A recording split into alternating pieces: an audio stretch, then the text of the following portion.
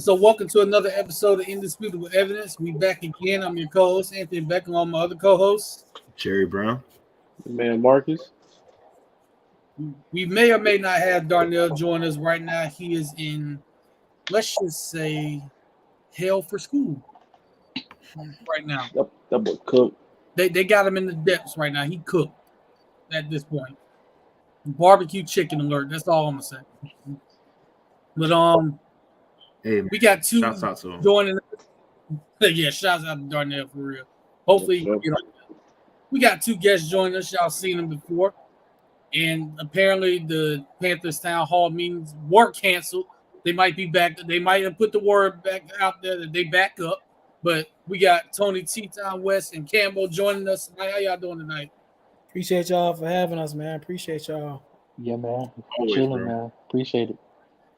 Now, is the word out that y'all back up for the town halls? No, I mean it ain't back, so to speak. I mean we will be back. Don't get me wrong. But we just ain't really nothing to talk about when it comes to the Panthers right now. We just kind of waiting the season out, just trying to see, what happens and everything. But we'll be back though. You know what I'm saying? We'll be back. Yeah. No doubt.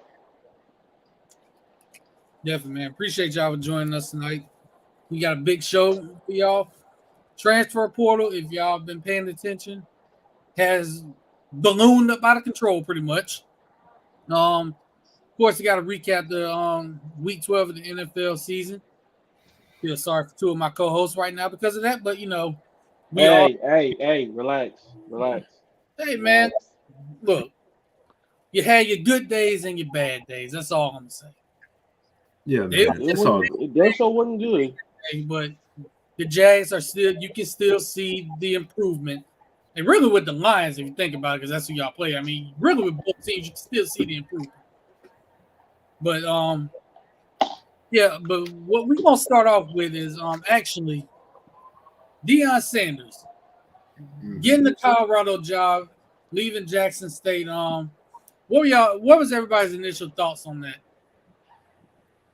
Yeah, I'll go. I was have a problem with it. Yeah, go ahead. Tim. No, my bad, Jerry. My thing might have lagged out. You go ahead first, bro. My bad. Okay. All right. Well, anyways, I was about to say, man, I don't really have a problem with it. I think Deion did a very good job at Jackson State. From what I saw, he's making $300K a year there. Meanwhile, there were a lot of things going on in the area as far as like resources and et cetera, bro.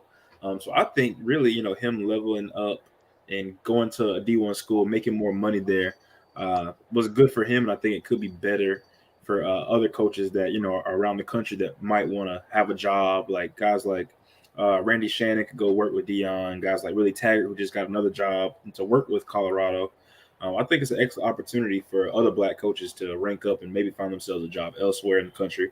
So, yeah, I don't really see it as a negative thing, man. I think he did great things at Jackson State, and I think he'll continue to do good things at Colorado, honestly.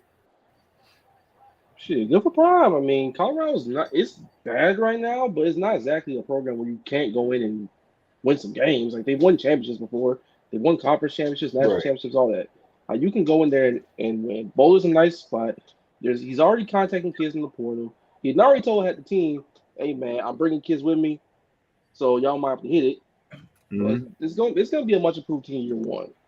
Yeah. Now, consistently, like with the Pac-12, like USC and UCLA are leaving, so there's a power vacuum right there that's waiting to be filled by somebody. And if it's anybody that can fill it, Prime could do it in about like 2 or 3 years.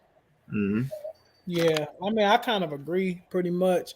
At first I was really against Prime going to Colorado.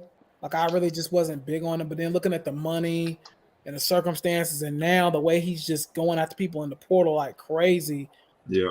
I thought he would. The main thing I was worried about as a black man, I was worried, and I still am worried, that he's going to get to Colorado and he's going to fail, and everybody's going to say, "Look, he couldn't do it.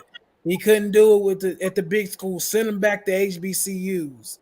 And that was my main concern with him going to Colorado, because I just don't. Let me say this: I didn't think he could get the talent there, but the way it's looking, guys are following him. Like he said, he's bringing his luggage and his Louis, and it seems like those guys are coming. So I just want to see him, succeed, man. That's the main thing, man. I really just want to see him succeed. Yep. Sure. Yeah.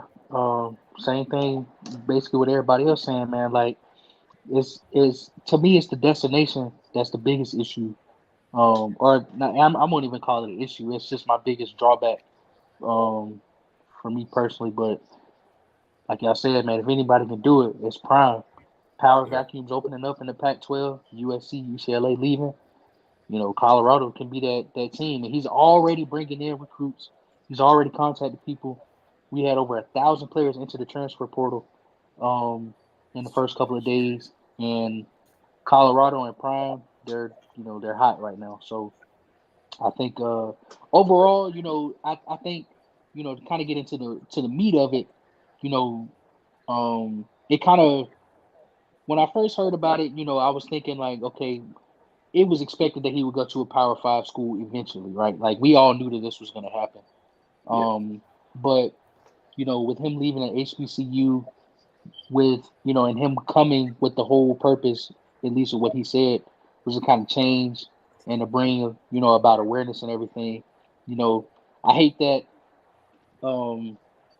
he did it. He did what he set out to do.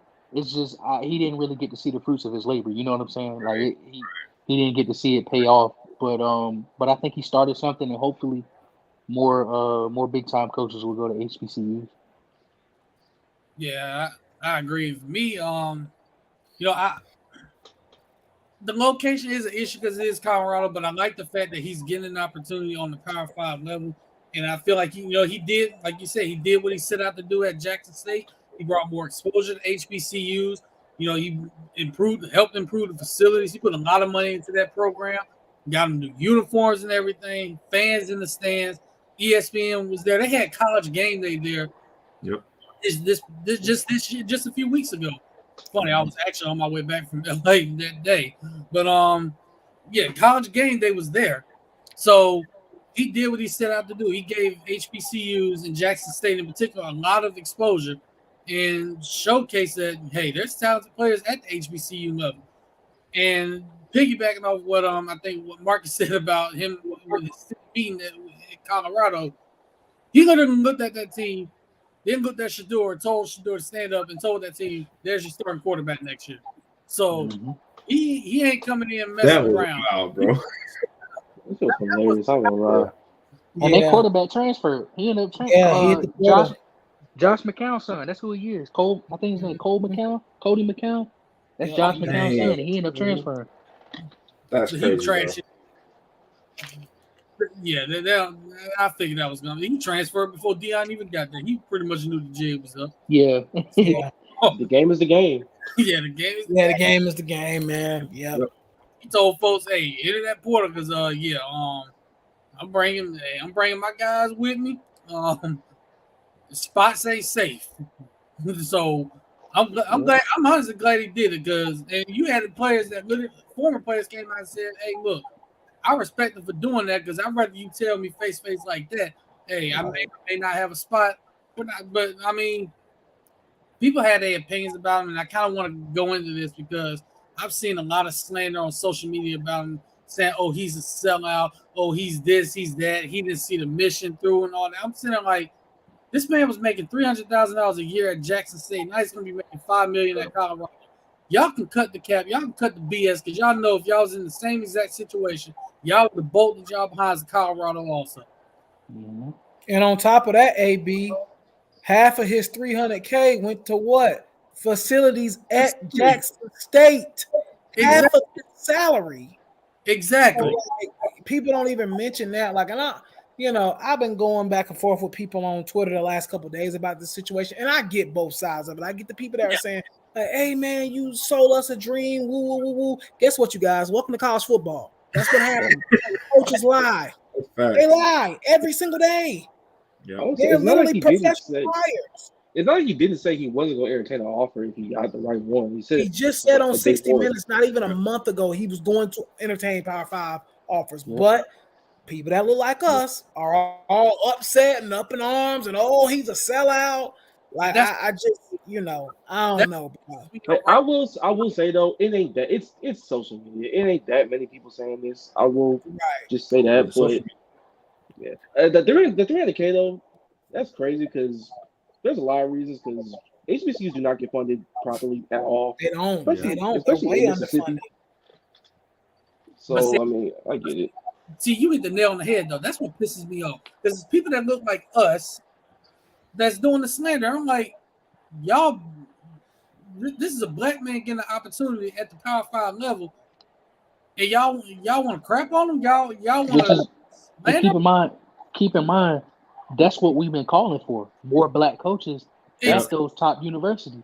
And now that one took the job, you know what I'm saying? It kind of, it kind of bugs me a little bit. I do see where they're coming from. I understand.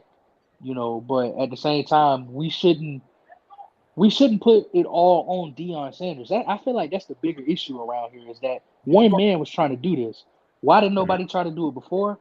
You know what I'm saying? Are people going to step up and try to do it after that? You know what I mean? We shouldn't be crucifying Deion Sanders for actually taking that job because newsflash, probably didn't have to. You know what I'm saying? Exactly. I know some people said that I think Bomani Jones said it earlier.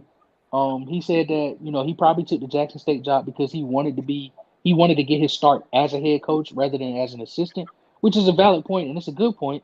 But at the same time, he really didn't have to do this. He didn't have to. He could have just took the job and not said, "Hey, HBCUs are underfunded. This is what's going on around here. I want you guys to come here and I want you guys to notice me." He didn't have to say that at all. He could have just took the job and kept quiet.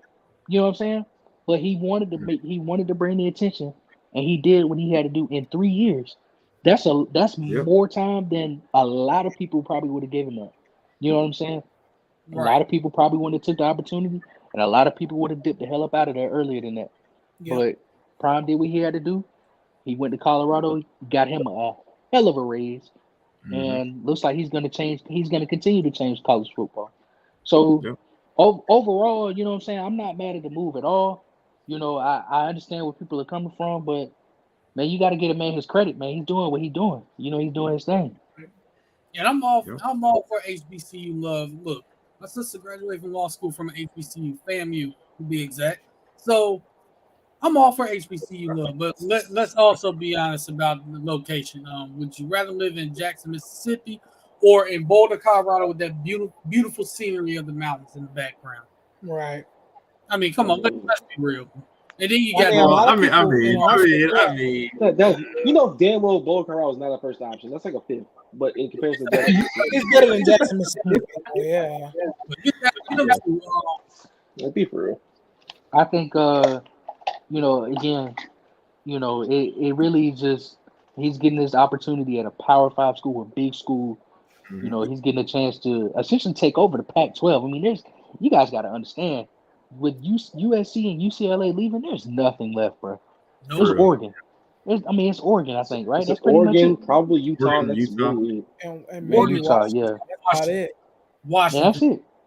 Yeah, that's it. Oregon, Washington, and Utah. That's it. Yeah. Like Deion can go to when Deion's there, bro. I mean, we can say that he'll probably have the most talented roster in the conference yearly. He very well could. Give it about 3 years, maybe. Yeah. We'll see. Yeah, very well could. I mean, honestly, if we keeping it a buck, I don't want to shoot myself in the foot by saying it, but there's a chance he might be able to win that mug next year. You know what I'm saying? He might be. You got Oregon. Transfer portal, bro. If he get the right guys, man, he might have a shot. I mean, we almost seen USC do it, right? So I mean, it's possible. They had like 40 plus transfer people. So I mean, I'm not saying it can happen. I don't think it would happen.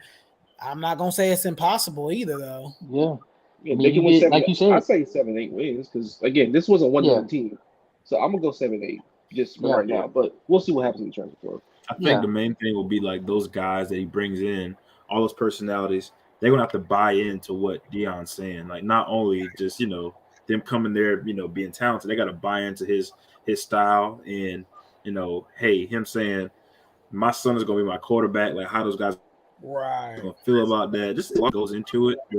the energy around campus, the faculty, like all that stuff plays a role in the support. So I think if the whole community buys in, then he'll be successful. But we're gonna see, man. It's a black head coach in Colorado, so that's gonna be interesting. Yep. Yeah, very interesting. Yeah.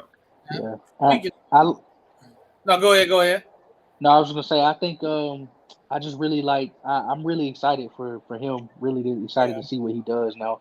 Because all eyes are gonna be on him next year for sure. Now that he's Power 5, the Pac-12, and I hate to bring this up as a comparison, but going from an HBCU, which wasn't getting looked at, to the Pac-12, which is probably the least talked about Power 5 conference.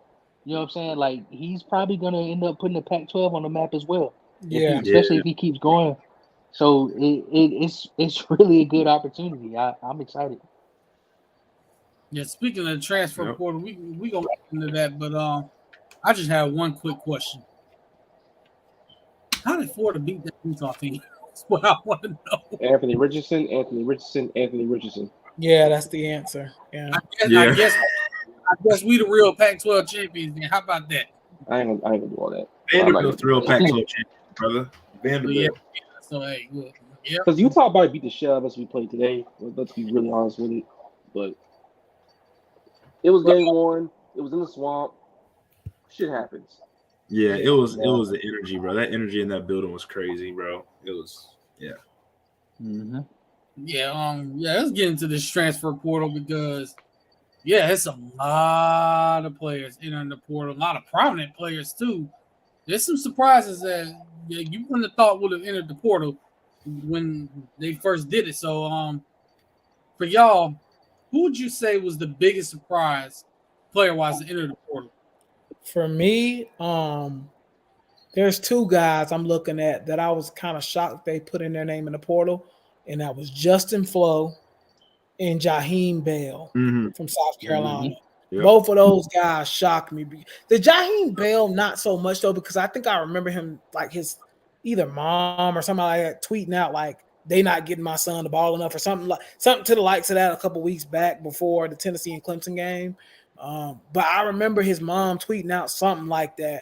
But the Flo one came completely out of left field because I thought Flo might have been somebody that was going to come back next year. He would have been linebacker, probably one coming out of next year's draft or close to it when it comes to like off the ball linebackers, obviously.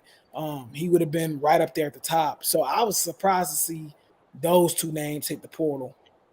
Yep. I think for me, Justin Flo obviously is the one. I think everybody got thrown for a shock because I told my man's last night. I was like, wait, it's like can Clemson get Justin Flo? And he's like, man, he ain't even gonna transfer. I said, brother, you might want to go look at the portal because he in there. So I think Justin Flo is probably gonna be the number one guy that I was most surprised about. Another guy though, his name not officially in the portal, but they've been talking about it. Drake May. I'm trying to figure out what's up with him. They talking about him, his name being thrown in the portal. I don't know what's up with that. I figure he had a great season at USC, Heisman contender all year until probably them last three games. UNC until the last 3 games. Yeah, so I think if he puts his name in the portal like they're saying he's going to, I think he'll be the biggest shot for me. Jaheim Bell stunned me. I'm not gonna lie. I liked him in South Carolina. I didn't think he was gonna leave, but then I see his name dropped and it was like, well, shit went on. Flo, he was kind of in and out the rotation, especially like towards by mid-season. So him leaving isn't that much of a shock to me. I'll tell you who wasn't shocking. I'll tell you two names. Y'all got Kobe Pace because Mata was stealing some carries late in the season. He was about to hit it, and everybody's mad at him because that season was a disaster. Everybody got the bag. Everybody bounced. So that don't shock me. No. But even Reveille hit the portal. Jeez. The mascot Reveille hit the portal. Relax. The Yale leader's about to hit it. Jimbo, if he don't have a good season next year, will hit it. Yeah. Yeah, he gonna more than hit the portal. For me, Jaheim Bell is definitely the most surprising for me. Just South Carolina was using them all over the place. Had him at running back, had him at tight end, split them all the way out wide. I mean, running back situation was a little dicey, so he put him back there. So that one was surprising. I would say another one for me was, I'll probably say Justin Flo, because I thought, next year, again, he was going to be that guy, but I know he kind of fell in and out of rotation this year. But I thought he was going to be the top linebacker going into next season for Oregon. So for him to hit the quarter, that was a little surprising for me as well. Yeah, that was crazy. Yeah, because they say linebackers, especially if you got another elite linebacker sitting next to you, you probably shouldn't leave them. You know what I mean? Y'all probably should stay as a team and work that thing out. So I think Justin Flo entering that portal is crazy because he's a big time college football player. So, yeah. Yeah, another one too. Before we move on, another one that it didn't really shock me because I know he had gotten to some type of situation on the sideline with one of his teammates this year. But Tony Grimes was another one. Yeah, that kind of shocked me because Tony Grimes came out in 2020 and he was like one of the best cornerbacks in the country. He might have been the number one cornerback in the country at UNC. So to see him hitting the portal after really his freshman year, it seemed like he was great that year. And then really since then, it's been pretty much downhill. I know people in Chapel Hill are kind of like at Dre Bly's neck right now because he didn't really develop him. So that was another interesting one for me too, was Tony Grimes. Yeah, that's what I was going to bring up as well, bro. Like, Tony Grimes is a guy that was very, very much so highly recruited out of high school. And, I'm thinking him going to Mac Brown, North Carolina, like, that's huge. I saw him make a few plays. So I was like, this guy's going to stick. He's going to have a career there. But, the college football game today, bro, it's different, like. Yo, did he reclassify? You just never, even when they commit, you just never know. Yeah, he did reclassify, I believe. Yep, he did. Oh, and by the way, guess who also hit the portal? What did you say? Guess who also hit the portal today? JT Daniels. Again? Yeah. Again, yeah. He about to be real estate. Professional student. And so the thing about him, I had no idea that he actually started at USC. Like I didn't know he had been in the game that long. Yeah, he was, and then he got hurt. Then he ended up going to Georgia, and then he got beat out by an insurance man who somehow became a Heisman finalist. Don't know why he's going, but hey. But somebody had to go. He shouldn't be going. Him and Hooker should be going over him. The Heisman is a joke now, man. It's a joke, man. I mean, come on now. But I think they changed like a quarterback trophy. Yeah. It always was, honestly. Yeah. What y'all think about man's coming back to LSU? His name Booty. What's his name? Oh, yeah. I'm not.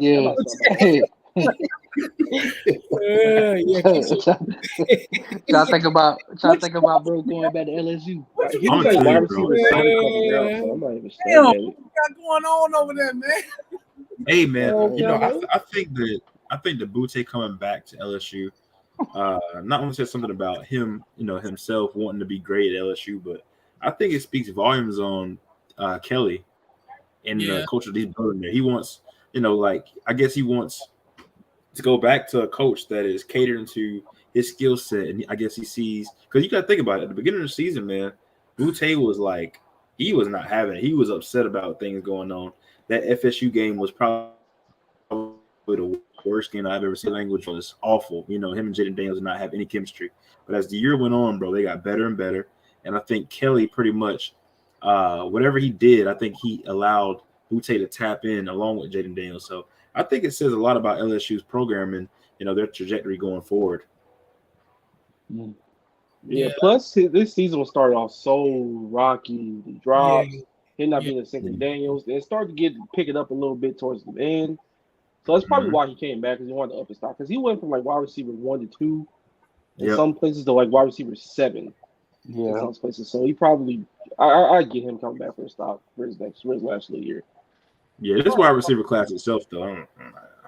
First of all, Keyshawn, I'm gonna need you to change your last name because I'm tired of having to say booty or boots. Hey, look, man. Wu-Tang, Them man. commentators be Wu-Tang. killing it, bro. Oh my god. Like, what is your It mom? can't be no worse than General Booty at Oklahoma. Yeah, his last Hey, his you know last what name his name is is. literally Booty. Somebody named John David Booty. Also, Yeah, back in the day at SC, yeah. Oh yeah, John David Booty. That's a legend. I mean, I call General it, bro. Booty. Imagine. Just imagine that being your first name is General, bro. Like what? What do they call you, Jen? Like what's going on, bro? Hey, bro. and then your last name is like. Do you know how this man probably got bullied every day in school, dog? Hey, man, he challenged that bully into being a D1 QB, so he wanted in. So he want to know. Yeah, he won man. I wanted to ask y'all about one more player, bro. That's in the portal. Dakotas Crawford, bro. What do y'all think about that one? He got NIL, top of NIL for that name. Yeah, That's he gonna get an NIL deal wherever he go with some air conditioning. Yeah, I bro. know that. commercial when he first got on campus. Yeah, he did. Yeah. He had that AC commercial. That jump was hard too. I ain't gonna lie. That man Hey, made a lot of money off the field, bro. I think I don't know too much about his skill set. I ain't gonna hold you. I don't know nothing about Nebraska other than they got Matt Fool. But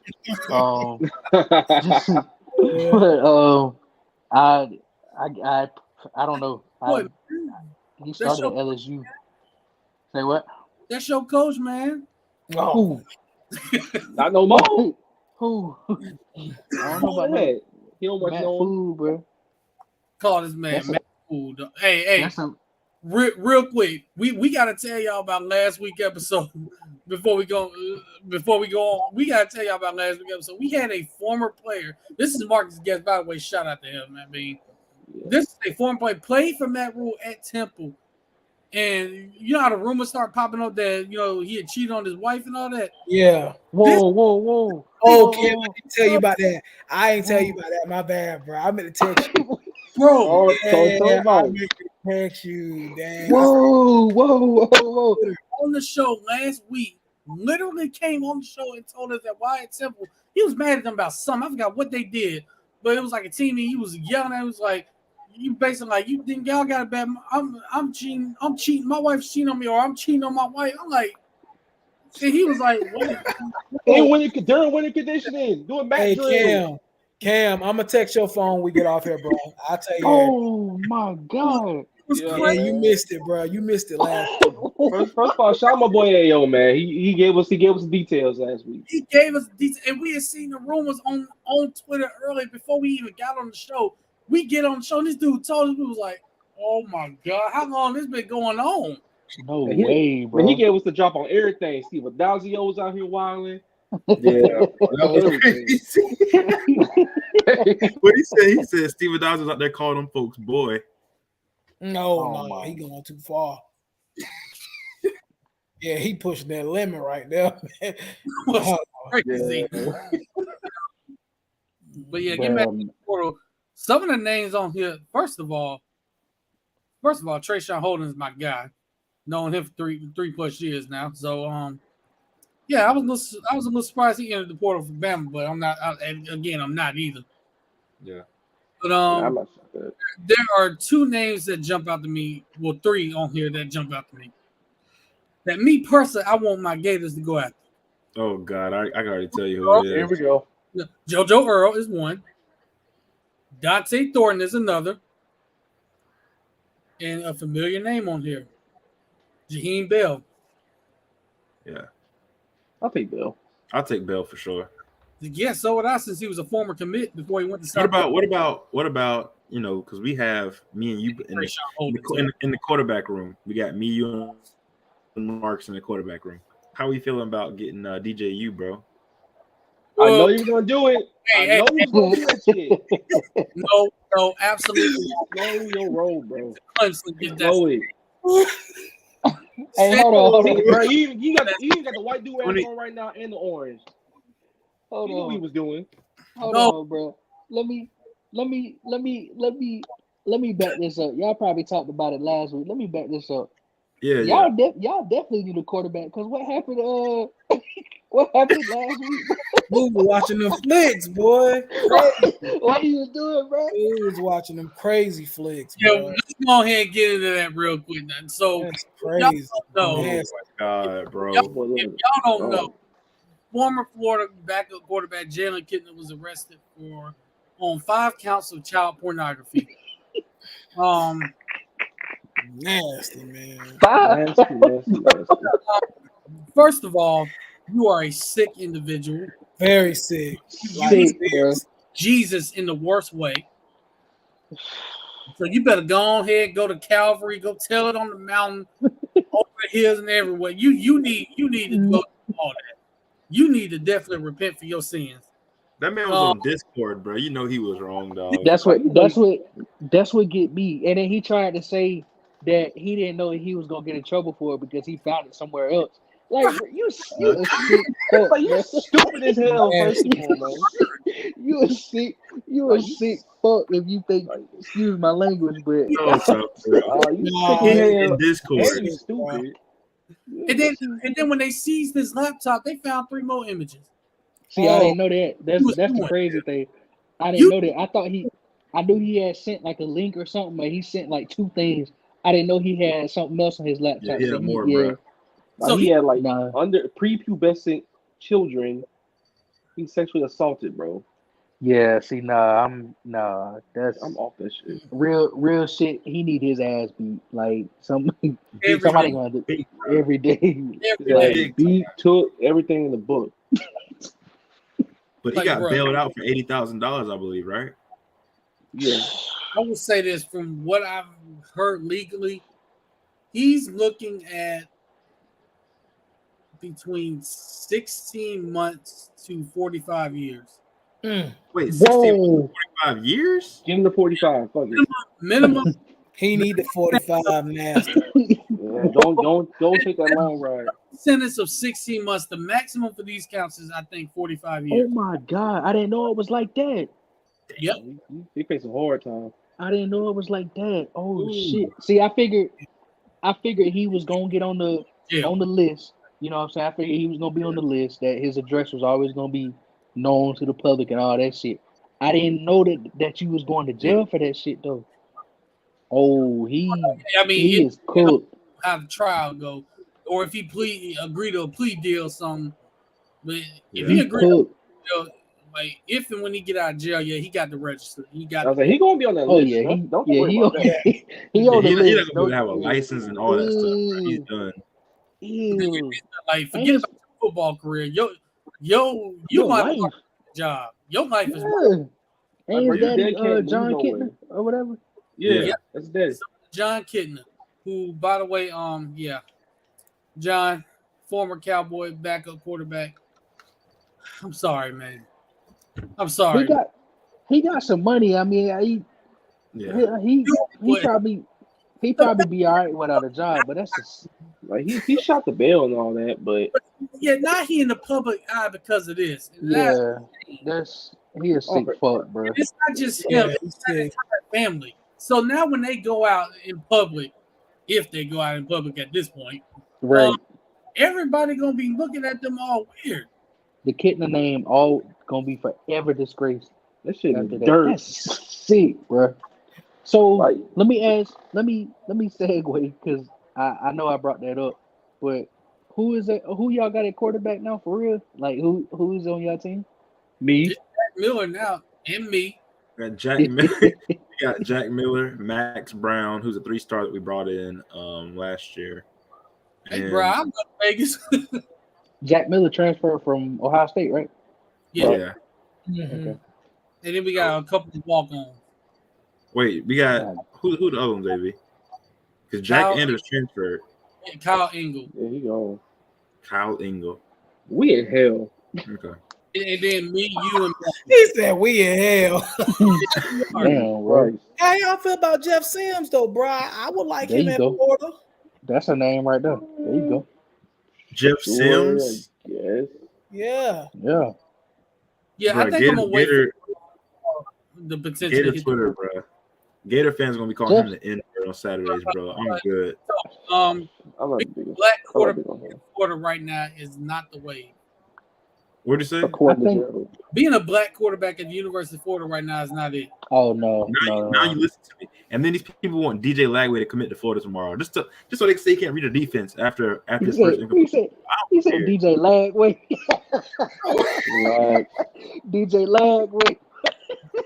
this guy Jared Bro, Griggs like- is recruiter I of can all get time. jokes already just based on his last name. It's a mistake. That's why I said DJ. That's why I said Big Cinco need to take his ass over there to the Pac-12 as well. He need to go out west because he'll be accepted out there at least in terms of. Well, bro, that's people what won't be Emory Jones watching did. him He and got scrutinizing benched. him all the time.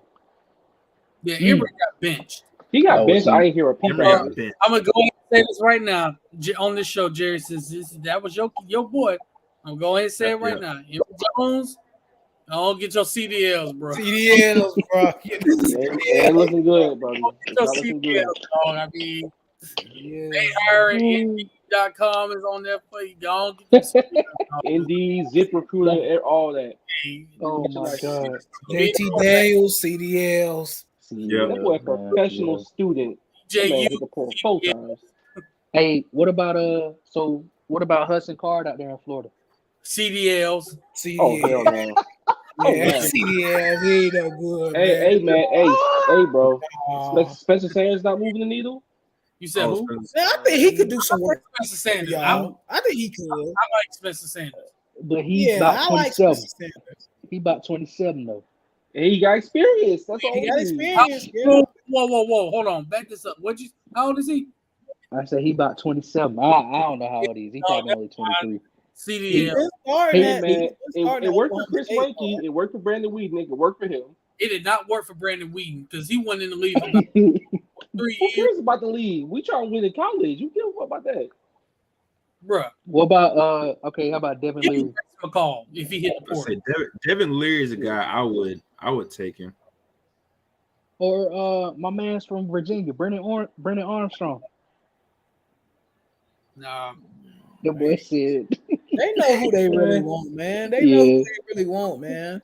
Florida fans want DJ Ukulele, man. That's who they that's who want. they vote, bro. That's who they vote. They want DJ Ukulele, man. He heading right there to y'all. Ukulele. Bruh. Florida, DJ.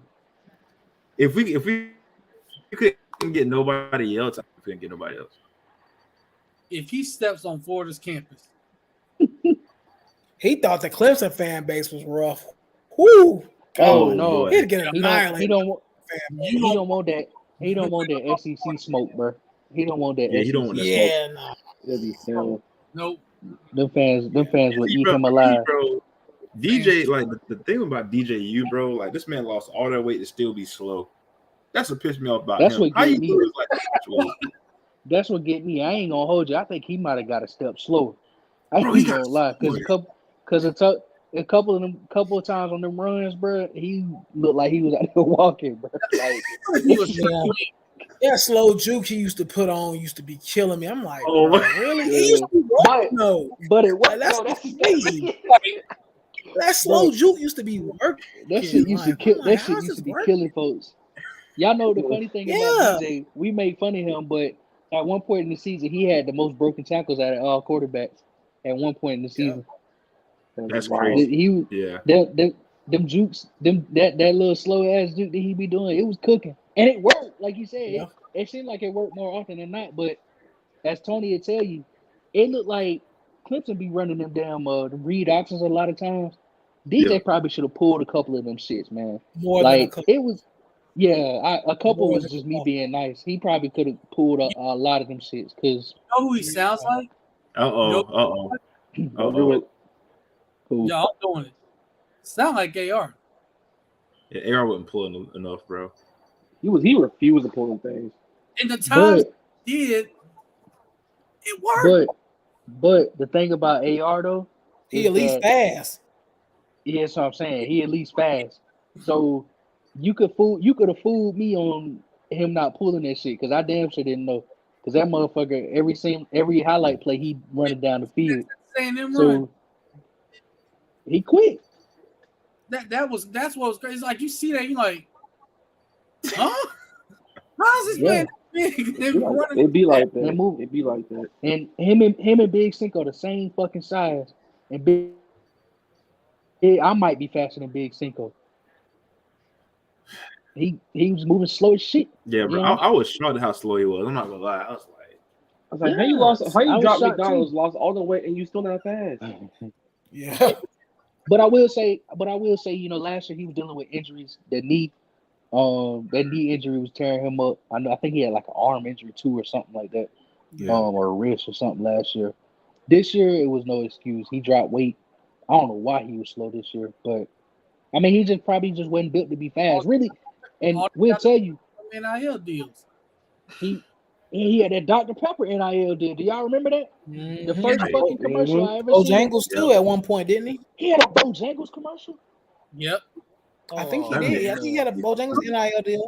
That's why he got That's why Bojangles. he got big. Yeah, He was eating good, man. he was eating that spicy chicken and swallowing it down with some Dr. Pepper. I know that's right. nuts. He was eating know dry that's ass right. biscuits with that. He the fry. He gives the mac and cheese and all that, man. Somebody eat that dirty rice and that. Yeah, we better stop talking about him before we have to deal with bigger Cinco. Oh god. Hold on. Let me Let me say something about DJ real quick for real before we move on. I want to say, because I know his whole time at Clemson, I was super hard on him.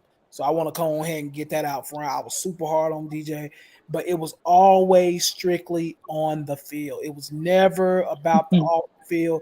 The kid is a class act. He's one of the best, most respectful young men you can ever meet. Regardless of the problems that me and his dad have had in the past, he himself is a great kid. Yeah, is a great human being. I think. So You had problems with his dad? Oh yeah, we still have problems. He blocked me the other day ago. Last year he blocked me because, like, okay, let me just go ahead and jump into it. I wasn't gonna air it out, but I don't give a fuck. So pretty much last year we got into it because I said DJ sucked, pretty much. So he came in there like he DMing me, rah, doing all that shit. He ended up blocking me. I was like, okay, who cares? Then like a week later, I don't even know fucking how, he gets my phone number and we get on the phone. We have a good conversation. What? Ain't no way. This happened last year, 2021. 2021, bro. 2021. So, I'm not the only one that was on phone number watch. Yes, bro. This was in 2021. I didn't like publicize it though, because I was like, man, it's whatever. Because I was talking mad shit about his son. You feel me? So like, I understood where he was coming from. So what? This man. Listen, hold on. Go ahead. Hold on, bro. I ain't done yet. We get on the phone, everything good. This was 2021 now.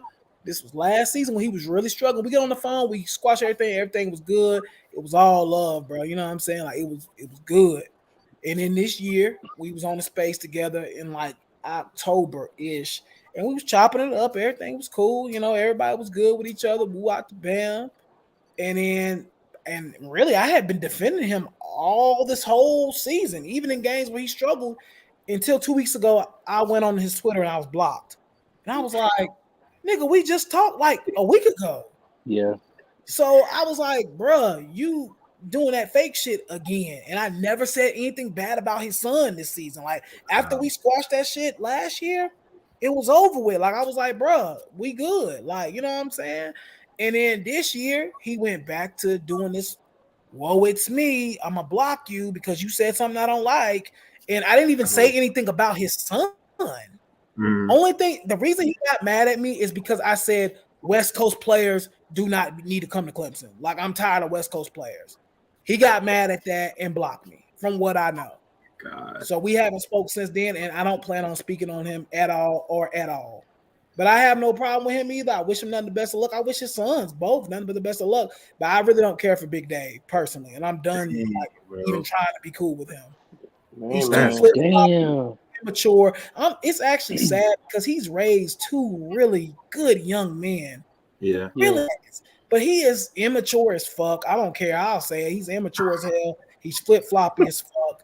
And yeah, I'm not gonna lie. I'm glad I don't really have to deal with him no more. To be honest, there's a reason that Clemson didn't go after Mateo. You want to know why? They didn't want to deal with that. I'm gonna put it out there. They didn't want to deal with Big Dave, bro. Damn. This is gonna be DJ's last year, regardless. Even if it's good, because Clemson did not want to deal with Big Dave, bro. He's an annoying pest. That's crazy because I'm sitting up here like, damn, Clemson not going after him like that's. Yeah, that's weird. They don't want to deal with DJ. They don't want to deal with Big Dave, bro. And I don't blame them. Do you see the way he talks about his former wife online? He's talked about his divorce publicly online, called his ex-wife all type of names. This DJ Mom? Oh my. DJ Mom, yes. Oh my. Like if we gonna go there, let's go there. Like I'm not, I try not to go off on people, but like I just didn't really like that, bro. Because he could have just called me and been like, "Hey, bro, like, woo," or he could have hit me in the DMs. We done talked before. He could have hit me in the mentions and say, "Hey, bro, why you say that?" Woo. And we could have had a calm conversation. But he wanted to go there, so I'm gonna go here. I'm gonna say something real quick about that. First of all, Big Dave, you know darn well you're wrong. You don't need to be talking about this boy mama like that online. Yeah, that's unnecessary. He's since then deleted the tweets, but he said some wild stuff about DJ's mom while going through a divorce online. Yeah. You know your son, both of your sons are public figures. Exactly. Like you don't need to be doing that. First of all, you rude and disrespectful for doing that because that's your children. And second of all, that's what I'm saying. Your kids, bro. I'm gonna be real with you. If I'm the kids, I might have to cut them off. Because if I'm a shot out. Why you think his dad wasn't showing up to Clemson games this year? Come on now. Yeah, I ain't gonna lie. I was trying to figure out why. Now. The camera used to pan to him. The camera used to pan to him every why you think his game. Dad wasn't showing up to Clemson games this year? Come on now, bro. Man, that Rihanna bodyguard job dried up, and look at where we at now. And I mean, like I said, I don't even want to bash him as a person. Like his sons are great. He did a great job raising him, and his ex-wife did a great job raising those kids. And she's probably a great woman, but he is annoying. That's why Clemson didn't want nothing to do with DJ, the little brother, none of them, because they have to deal with him and all his antics. He's a clout chaser. He's an attention seeker. Yo, I don't care how big he is. That's what it is. I feel sorry for whatever school Mateo picked because now they're gonna have to deal with that. They're gonna have to deal with the same stuff, and good luck to him. Good luck to him, bro. Good luck to him. Yeah, bro. I'm good on DJU. I'm good on him, bro. I ain't taking all that. I never would have thought, bro. I ain't gonna hold you. I never would have thought, bro. Man, DJU's dad, and once again, I ain't trying to kick a man while he's down because DJU already going through enough, but. You know what I'm saying? I don't fool with his dad. And I don't want to push my agenda on y'all or nothing like that. But I feel like his dad just ain't good people's, bro. To me, personally. He puts on this show of, I'm this good father. Woo. I'm not buying it, to be honest. That's just me, though. Damn. Carry on. Wild. Sheesh. Man, that's crazy. But once again, I ain't trying to get Tasha Cade, so I'll just say allegedly to all the stuff I just said. I don't want to get Tasha Cade, but yeah. Who that? Who blocked? That's that Bulldog fan. See what I'm saying? But see, that's the thing, bro. I've never bro. After we watched that beef last year, we was cool. It was great. We had no issues. Then this year, I defended DJU the whole entire season until like 2 weeks ago. And then I was blocked. I was like, okay. Like, dude just really flip-floppy, bro. Like, he just real flip-floppy. Like, bro, I don't know. What's Big Dave at? I'm look. I'm looking at it right now. I don't know. I'm blocked. I got it. It's DUIA. Here it is. I got it. It's D-U-Yagalele. Okay. Yeah. Shit, matter of fact, let me look. Block is free. Yeah, I'm about to say he ain't got me blocked though, but I ain't never interacted with him. So, I never interacted with him. I hope he ain't got me blocked. Like I said, last year when he blocked me, I understood it. You get like I got it. Like I was talking hella shit about his son. I completely understood. I was just like, yep, you know what? I don't blame him. You feel me? But then this year I was really uplifting his son the whole time, and then I'm blocked. I'm like, we just talked about this like last November, bro. I Dang. wish I still had the DJ receipts in my Uiagalelei. phone. Dang, and I thought I had This the is drama with the nuts. trade, but man, Damn, you be bro. Man, I've been keeping that in for a while because I Yeah, really didn't want to you put leading the people. league in drama right now with this, man. We about to catch up to you. Damn, bro. But it was a reason why these last 2 weeks I was like, "Yep, get them on out of here, bro." I mean, see, no, My I think tune changed a lot. See, I think me, you, and Jerry are top 3 in the league in drama right now. Oh yeah, bro. It's Yeah, for anytime sure. I tweet something, it's an issue, bro. Just about. So it is what it is, bro. I don't care. I'm used to this shit. You know? yo, that, Yeah. Damn, that race. that shit crazy. Yeah. But So- once again, I wish DJU and Mateo and even Big Dave nothing but the best. I Right. don't wish nothing bad on them. I wish them nothing but the best, bro. I can be a mature adult like he can't be. I wish them nothing but the best, bro. That's honestly the truth. Right. I really do. Yeah. I wish them nothing but the best. So before we move on to the NFL Week 1 recap, What's going on, J Money? Oh, Jay Money, what's good, bro? We gotta talk about the Heisman finalists. Yeah, and we the gotta playoff. gotta bring up the Heisman finalists. Oh yeah. Do that real quick. For each of our teams, the one guy in the portal you would like to see your team add. Oh, Just I'm personally. gonna tell you right now, bro. As a Clemson fan, if it's a wide receiver, I really like that kid from Oregon. That Dante Thornton Thornton. kid. That's Yeah. who I really want. If we can get him, he can get separation. He kind of linky, kind of like T. Higgins, kind of like he give me that old Clemson feel, bro. I would like to have him. I ain't gonna lie. Yeah. I would like Yep. Oh, my fault. Go ahead. I'll take Devin Leary because good God, we need a quarterback with a pulse right now. So I'm gonna leave it at that. I'm gonna go. I'm gonna say. I'm gonna go Trayshawn Holden. I guess. I feel like Clemson. We need a wide receiver, man. We need a I wide don't- out back, bro. Yeah. I can say right now, Trey be really good for y'all. Yeah, we Yeah. need a wide out, man. A wide out that can create separation and make plays. We need desperately. So if he can do that, tell him come on. I agree with any quarterback with a pulse, but I'm gonna go non-quarterback for mine. And as much as I would like to add Trayshawn Holden because that's my guy, I'm going JoJo Earl because I need speed in space We all picking from Alabama.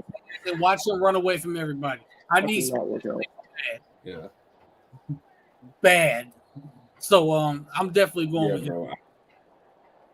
I'm gonna go since we all picking from Alabama's buffet. I'm gonna say, man, Javion Cohen, the offensive guard there. That's what I want.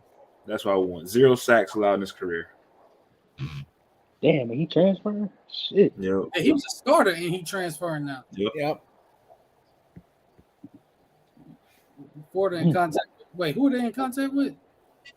But he's saying they're in contact with Devin Leary. I think he was responding to Marcus. Oh yeah. Oh, goody.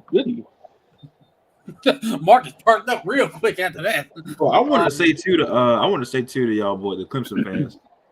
Man, if y'all could, bro, like I don't know if y'all need any type of slot running back, but I'm not gonna lie, man. Naquan Wright might be solid for y'all. Like all jokes aside, bro. Like this is a guy when he gets in the space, because he's great catching up the backfield. Like he could be a weapon for y'all, bro. Naquan Wright is solid. He big time solid. So the problem is, while I would love another weapon, if he ain't playing wide receiver, he need to. Yeah. He probably got to go somewhere else. If he can't be an outside wide receiver, we don't need him to be flat out honest. Because we got our slot guy in Antonio Williams. yeah, and then we got 2 good running backs in Shipley and Moffitt. Right. Yeah. So Y'all want Dejon Reynolds? So why would you do that? Why would you do that to them? Now, by the looks of y'all faces, no. We don't want Dejon. The way it got quiet. I mean, I don't against know who it Vandy, is. he have 8 catches for 165 yards and 3 touchdowns. That's against Vandy, man. No disrespect to It is what it is. yeah. I need somebody who's gonna do something against South Carolina next year. Yeah, we need some I'm guys not. that can go up and go get it, man. Yeah. I'm not dealing with no other fucking L with another fucking Yeah. L next year. Same. That I'm trying to figure out how we beat the life out of them, and then y'all end up losing at home to them. We call them at the right time. Yes, That's they all got I'm saying. Tennessee too. Tennessee got popped by them too. They could. Y'all probably ain't noticed, but I deactivated my shit for a week after Bruh. we lost to South Carolina. I did notice. Deactivated my Yeah, shit my for boy a week. Cam. All you I was had to like, do was what beat them. Bro, I literally was like, bro, I'm up here getting slaughterhouse. South Carolina fans going crazy on me. I'm like, bro, where Cam at? They like, Cam, No. he activated. I'm like, boy, Cam, no, he ain't worth nothing for this. Shit, bro. He gonna leave me in this thing getting crucified. I'm sitting Look, there like, I'm gonna put out RIP Cam. I had to get up out the paint, bro. I was like, I'm not taking this shit, bro. Hey, I was like, man, I was hell sick. no. They was already calling and texting my phone. I said, hell no, I'm not finna get up. I'm not finna ignore my phone calls from my friends just to log on Twitter and they already bashing me. I'm like, It was all, do not something disturb. gonna have to give, bro. Hey, at Niggas least call me. you ain't Bro. watch your team lose your rival in person like I did. Yeah, I know you was Oh, sick, bro. Yeah. I know you You was sick. did. I think you was big sick. I know you was sick, bro. I ain't gonna lie. One thing I do appreciate in my 5 years at Clemson, not once did we lose to South Carolina. So That's I because appreciate that. what the? Y'all see that? What? See what? I wouldn't mind Jeff Sims and whatnot. Look at the name, Jerry and Marcus.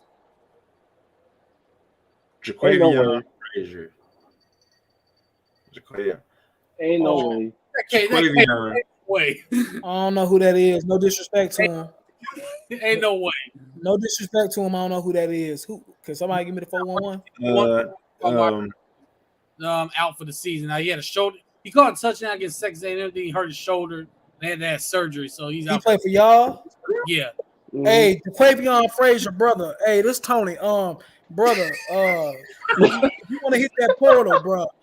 Hold on, bro. Y'all hush, bro. I'm trying to recruit right now. Jaquavion Frazier, brother. Can you get separation? Answer in the comment section. Hold on, no, y'all. I'm in recruit mode right now. Hold on. Oh my God. Tony He Sweeney. said, "No, he not him." Oh, I'm about to say, bro. Yeah, I'm about to get recruit mode, bro.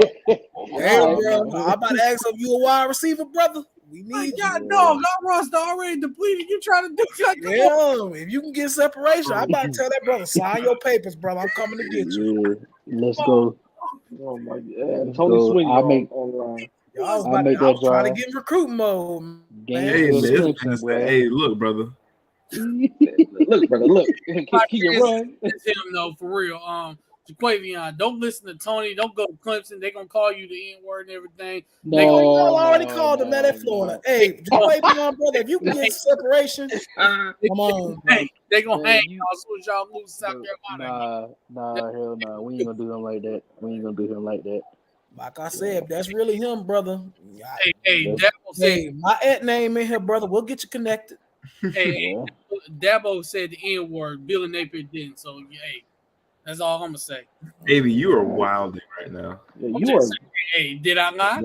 Wilding. You out here throwing out accusations. Nigga, he throwing out them allegations, crazy allegations. Haymakers right now. You ain't finna take Jaquavion, brother. I'm throwing out haymakers with Jaquavion now. This man is out of control. Hold on, he's a Anyway. wide receiver, right? Yeah. Yeah, brother. Yeah, if it's you, talk to me, bro. Frazier can play, brother. I'm not gonna lie. If by chance Jaquavion Frazier entered that portal and somehow he ended up at Clemson, you gonna have to go get your CDLs because you ain't gonna have no sit down job at home. Tell that boy Jaquavion, come on to Clemson, bro. Sign your letter of intent. I'll show your boss your Twitter account. But yeah, this way right here. Show go up there, but so let's talk about the Heisman finalists, which I'm gonna go ahead and put it out there right now, in my opinion. Seeing Stetson Bennett as one of the finalists this year, the Heisman finalists is a freaking joke. It's a joke. Yeah, it is. Like, come on, man. Y'all gonna put Stetson Bennett over Hendon Hooker. Or Blake Corum. As much as y'all call me a Tennessee hater, I'm sitting here lobbying for Hendon Hooker to be there over Stetson Bennett. Hell, fuck that. What about Blake Corum? Yeah. Yeah, he should be there too, honestly. Him There's a too. lot of guys better than that man out there. I mean, Could have went. Somebody had to be that man. I'm not for the punch just because they got hurt the last game of the year. When they whole resume is much better than what anything that Stetson Bennett was putting up. And I'm not Stetson out there just because he's a freaking former walk-on that left and went back. Like, no, come on, man. Wait, we can't keep on the sob stories for the hot. He got rewarded for being the starting QB on the best team in the country when he really had nothing to do with that most of the time. Yeah. I mean, I think Stetson I think he had a good season. Don't get me wrong. Like, I'm not going to take anything from him. I think he had a really good season. But I think when you look at the Heisman finalists, the invite to New York, it's got to be the 4 or 5 best players in the country. Yeah, you gotta be special. It's got to be. You got to have done something immaculate. Don't get me wrong. He had a great season, but man, I feel like Hendon Hooker should have got that invite. Blake Corum is another name, like you said. Drake May had a better season than doggone Stetson Bennett. You know what I'm saying? Like, it's guys, and we can't look at wins and losses really. Like, I feel like you know, when I look back at it, RG3 won and his team was 9-3. You know what I'm saying? Like, it makes no sense that Hendon Hooker didn't really get an invite because he was arguably the winner before he went down. You know what I'm saying? Yep. I think for me, I think Max Duggan or Dugan or whatever his name is, I think he was a good pick to be up there, but I probably would have slid Hendon Hooker and Drake May ahead of him as well. I won't lie. But TCU had a hell of a season. He went undefeated up until that Kansas State game. So I think he's well deserving of an invite as well. I think for me personally, oh, my bad, Jerry. Go ahead, bro. My bad. Who I say? Bijan Robinson. That's it. Yeah. But still. I think it's getting to the point now where the Heisman is literally the best quarterback on the best teams. Like, that's kind of where it's heading now, and I kind of hate that because the Heisman is supposed to be who is the best player, who this season, who's having the best season. That's what the Heisman is really for. If it was up to me, I think, like you said, no offense, Stetson Bennett is actually having a worse year than he had last year. So he's got less touchdown passes than DJ. Exactly. That's why I don't understand why he's even in the conversation. Hendon Hooker should definitely be above him. And honestly, like Max Duggan, once again, great story. You know what I'm saying? All that's good and kosher. He probably shouldn't be up there either. In a normal year, he would not be up there either. Yeah, exactly. Yeah. Like he probably shouldn't be up there either, to be completely honest with you. So I think for me, Hendon Hooker and Blake Corum are getting slept on. I know this will never happen, and I'm not expecting it to, but Jalen Carter might be the best player in college football. Oh, yes. I know he's not going to win the Heisman. I know defensive players don't. But when I tell you he's just such a specimen, I'm not saying he should win it. Hell, I would maybe even put him over a guy like Stetson. They keep it real. I know it won't happen. The best team. Yeah, that's what I'm saying. So, you know, I just think about it like that. I just hate that it's been ruined now that the award is pretty much who's the best quarterback on the best teams. But I think Caleb will win it, though. Caleb Williams got it in the bag. Caleb won that award, honestly, in the Notre Dame game. I mean, I know he didn't play it well against Utah. He did in the beginning, but then Utah they just beat the heck out of him in that game. He was running for his life. He did all hurt. But he was clearly hurt. It was locked up. That award. It is locked up. They tried. They basically gave it to him. You could tell in the commentary they were trying to give him the award. Oh my God! They said it during the game. They was like, the Heisman winner, is he gonna come back and win this game against Utah? They was talking about it during the game. They say it pretty much already is. It's weird. It's been so weird the last 2 years because like there was no clear cut real winner until like the last like week or so of the season. Nope. You damn right. You damn right. I know Devontae Smith that year that he won it. He was pretty much gonna win that shit the whole year because the way he was cooking. But last year Bryce kind of took it away probably in the last week of the season. And then this year, I mean, hell, it still don't even feel like Caleb Williams about to win, even though he is. But I know it's weird, bro. He's a leader to that Michigan game. Yeah, I think Corum. I thought Corum was going to win, honestly.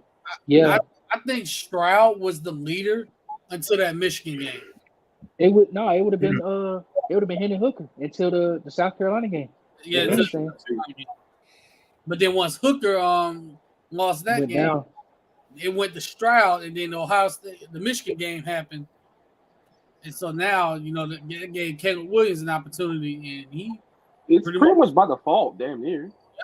Yeah, I think should be taking his CDL test. another name that probably should have been thrown in the conversation. It was a long shot anyway, but I feel like if any player was really deserving of an invite, I think Brock Bowers, tight end out of Georgia. I think he was a really good. If anyone I on feel that like- team, I feel like that's one of those players. Like that's the kind of player that you want to look for. You know what I'm saying? When it comes to the Heisman, he's a game changer. Like Mhm. when he gets the ball, I mean, he's a freaking game changer, right? Like he's. Am I wrong for saying he's probably Georgia's best offensive player? You know what I'm He saying? is. Like, is he? By far.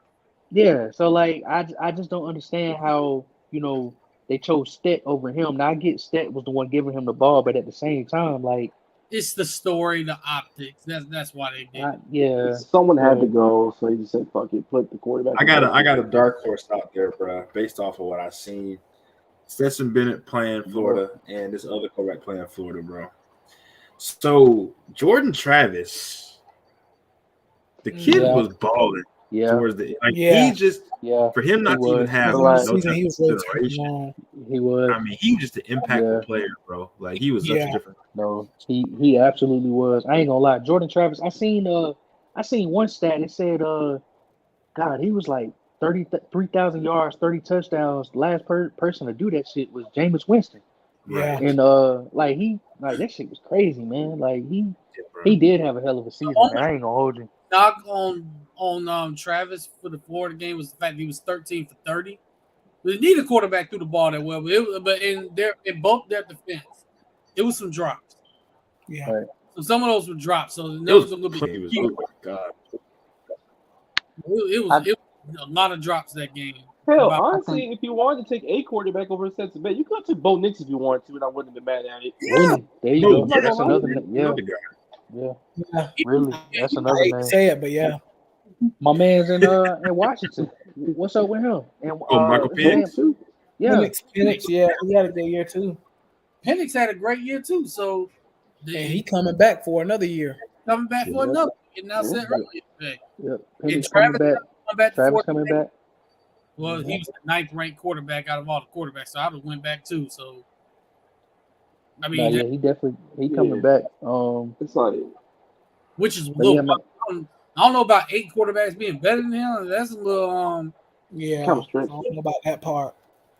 It's like, who do you What's- have ahead of him? I'm about to say who was ahead of him there, because you got to have Bryce. He's right now. I would only say like It's just funny. This is just funny, Four. right? maybe 4 or 5 are better than Travis at this point. Yeah, give or take. Bryce, Yeah. CJ, Richardson, I'm sorry. Levis, I guess. It's just funny. Maybe. Yeah, that's crazy. I don't know. Honestly, if Clemson had won, if we had made it to the college football playoff, I wouldn't be surprised if we seen Will Shipley name up in that mug. I was about to say him too. Yeah. If y'all have made it, but 11. y'all blew the bag, man. He having a good Ah, year. bro. He Speaking had a of the hell of a college year. football playoff, South Carolina really knocked out 2 teams in back-to-back weeks. South Carolina It is. ruined Don't stuff. even talk about it. And bro. look, Make me And sick. and Tony, I don't know if you noticed it from the bowl games, but 2 things that was pointed to my attention today. So I already knew that the Orange Bowl was Clemson, Tennessee. We both lost to South Carolina. I already understood that. But do you know who South Carolina playing in their bowl game? Notre Dame. The other team that beat us. Ain't that some crazy shit, bro? Mhm. And it- and it's- In the Gator Bowl. I'm calling it right now. Give me South Carolina over Notre Dame. I don't think that's really a surprise though. No, that's surprising. Oh, especially Yeah, it's if not. Pine's not playing South either. Carolina's one of the hottest teams in the country right now, so I don't think, Yep. at least to me, that's not really like a surprise. And then for y'all That's bowl crazy. game, I'm gonna say this: first team to 50. What is Well, First at team, least now I feel like we can actually get to 50 now with an actual. I made it? Yeah, I hate to be that guy, but I mean, I at least feel like we got a chance in the shootout now. yeah. I mean, since you know K's gonna be the guy, yeah. First team to Yeah. 50 So fun game to watch. I can't wait for that one. my thing about it is, I really think that we can beat Tennessee. You bet because Tennessee for my sake. I think we can do it because one thing that Tennessee doesn't have that we do have is the damn defense. Yeah, they If we defense. can, Their defense is worse than Or- Chapel Hills, and you just seen what Cade did to them. if we can just stop, if we can just hold Jalen Hyatt, is he playing or did he decide to take a break? I think Or he's did he playing. decide to I rest? think he's playing. So if we can just hold him, I think we'll be all right. And then Hendon Hooker's out too. So Yeah, you're playing I Joe hope- Milton, so he'll be fine. Oh yeah, y'all. I hope we can win that game. You know, I don't want to shoot ourselves in the foot and Oh, jinx us, but I hope it's gonna be a good game though, man. I'm excited for it. Real quick, y'all. We standing by for a projection. I already seen the projection. Warnock already won. Yes. Yes. Cool. What was the projection? Thank you, God. Warnock They won. said Warnock won. If he just Oh, now Warnock started, got it. He won. Warnock. go. Mhm. Okay. That's cool. Jesus. yeah, but I seen the projection drop like 30 minutes ago. I was waiting Yeah, I for see. the Yeah, I projection. seen it a while back. Yeah. Mhm. Thank Yeah. you. Word. Thank you. They Well, put the CTE man in there. Thank you. on that note, boys, I ain't gonna hold you. I got to get. But as always, man, I appreciate you guys for having me. Yeah, Good for talking sure. to y'all Oh, for again. sure, Oh, bro. bro. So, Yeah, same here, bro. Appreciate y'all for having us for real. Absolutely, Thank man. y'all It's boys, always man. a pleasure having yeah, you guys on here. anytime. All right, y'all be easy. Yes, sir, man. Sir. We're gonna transition a little bit into the NFL now. Kind of recap week 12. So we'll start with Thursday night. What was y'all take on that Bills Patriots game? Because me, I'll go ahead and go with my first. I think, first of all, why do you have a defense coordinator calling offensive plays? Because the Patriots are bad. That just makes no sense. What kind of mad scientist crap do y'all have going on? That's kind of been going on the whole year, hasn't it? Yeah, Yeah. they got Joe Judge and Mad scientist crap. Patricia calling plays. Matt Patricia's calling plays. Yeah, that's It's a Belichick thing. I don't even care. Maybe- Patriots are what they are. let me call these plays. Let me call these plays as if I am trying to fool myself as a defensive coordinator on the other side. Yeah, in which he's doing that. They got McCorkle and Hill. That is wild to me. I'm sorry, like I just got like, what possessed you to do that? It's like you're outthinking yourself. As many coaches tend to do, but that it happens, man. It's common. It's common. Yeah, a little too common. But just from that game, first of all, the Patriots defense is still really good. They just don't have an offense to save their life. Yeah, I That's- think they need weapons.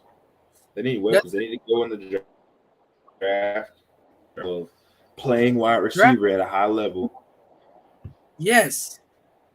and Draft get actual wide.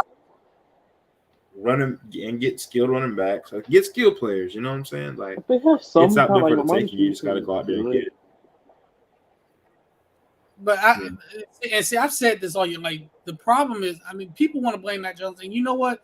Some of it is on him. I will admit that he's made some mistakes that he's got to atone for. But at the same time, he doesn't have a number one receiver to throw to. Ramondre Stevenson cannot be your number one running back. Oh man, He's a part of it, but he's not number one. You have a problem. The Yeah. offensive line is not that good. You have tight ends that there's a reason why the teams they were originally on let them go for nothing. They didn't even fight for them to come back. right. So you don't have really a number one tight end. Yeah, you have names, Hunter Henry and Jonnu Smith. But are they really number one tight ends? So it's Doesn't like you matter. have The tight nothing end. Not off this. the ball. Yeah. You have nothing on the offensive side of the ball to really excite you. Right. Honestly, there really So- shouldn't be this much analysis about Thursday night football game featuring the Patriots of 2022. I want to be honest. Do y'all think Bill Belichick's close to retiring? Yes, Yeah. should, but I don't think he will. He'll stick around for like 3 or 4 more years. Yeah, I don't think he will either, but yeah, He's a psychopath. So He'll stick around and try and get the wins record. yeah, it's about that time for him. I ain't gonna lie. I'm not even, Anyway, back to football games that matter for the NFL season, for NFL week. facts. Which game y'all want to start off with?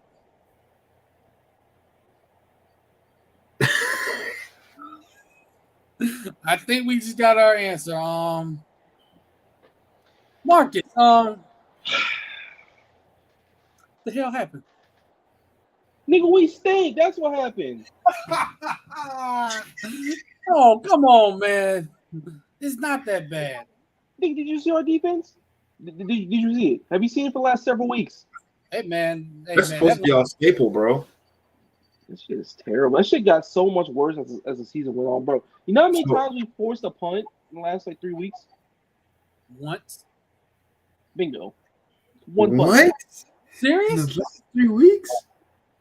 Yeah, last 3 weeks we forced one punt. Oh my god.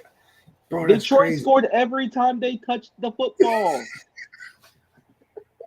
Bro, we got to it was in the low red zone, bro. We had a light box. We had Rayshawn Jenkins, a safety playing linebacker. And it went about as well as you think it would win against a team that can score as well as Detroit can score. So let me ask you, bro, because I know pass rush is always like, one of the things you guys have done well in history. Historically, how's it been this year, man? I mean, how is Trayvon Walker? Has he developed? Oh, Darnell, my guy. He's Has alive. he developed? Has he progressed? I hope I didn't miss too much, brothers. I'm so sorry. No, you right on time, man. You right on time. You get some good stuff. Don't you worry. Everything, as we can see, you got the doctor jacket on. After saving lives. He'll be prescribing you that hydrocodone in about 3-4 years. Don't you worry. I need some tramadol. I needed some tramadol for December the 17th, please. Matter of fact, Right, I got a real bad cough. I got a real bad cold. Maybe some pneumonia. I need that good cough syrup, bro. No. Oh, sir, dog. Yeah, we were just getting into the NFL recapping games, and right now we're trying to keep Marcus from. It's bad. As pass rushes go, it's terrible. Josh Allen has 3 sacks. Trevor Walker has like 2. It's not good. You know what I think it is? What teams figured out? We're being used out of position. The defense's destruction is terrible. Well, that, but also what a lot of teams are doing against y'all, they're getting out quick passes. They're doing crossers. Yeah, that mesh routes is, and it's throwing everything off. You gotta force the linebacker to cover. It's like Devin Lloyd's not a coverage linebacker. He's a guy who's good at going straight forward and rushing. Use him more. You know what he sounds like? You know who he sounds like, bro? Who did body? Him and Jared Davis. And by the way, honestly, yeah. And by the way, speaking of Mahmoud Diabate, did you see what he did to Caleb Williams? He about working on live TV, bro. Shit was crazy. Got the nerve to tweet talking about some Mahmoud Diabate call game. Fool, you should have used him that way. Now, all I'm saying is, though, we have a lot of holes. Defensively, we need a corner outside Tyson Campbell. Probably some safeties. We need a lot of defensive line help, especially the interior. Well, probably a new system change. That would have been outside Tyson Campbell. If you get that reference.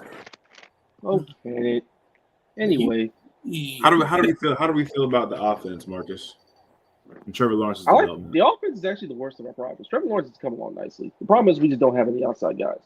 Well, speaking of Trevor Lawrence, y'all was scared for y'all lives on one of them sacks. You fucking right, I was. From former Gator and Jackson State alum James Houston. I thought it was gonna be raps for. Bro, I was fighting for my life. I thought his knee was cut. I was like, oh shit, here goes a franchise. We're fucked again. Then it came out in the second half. I'm like, damn. Whatever y'all gave him, Toradol's, perk 30s,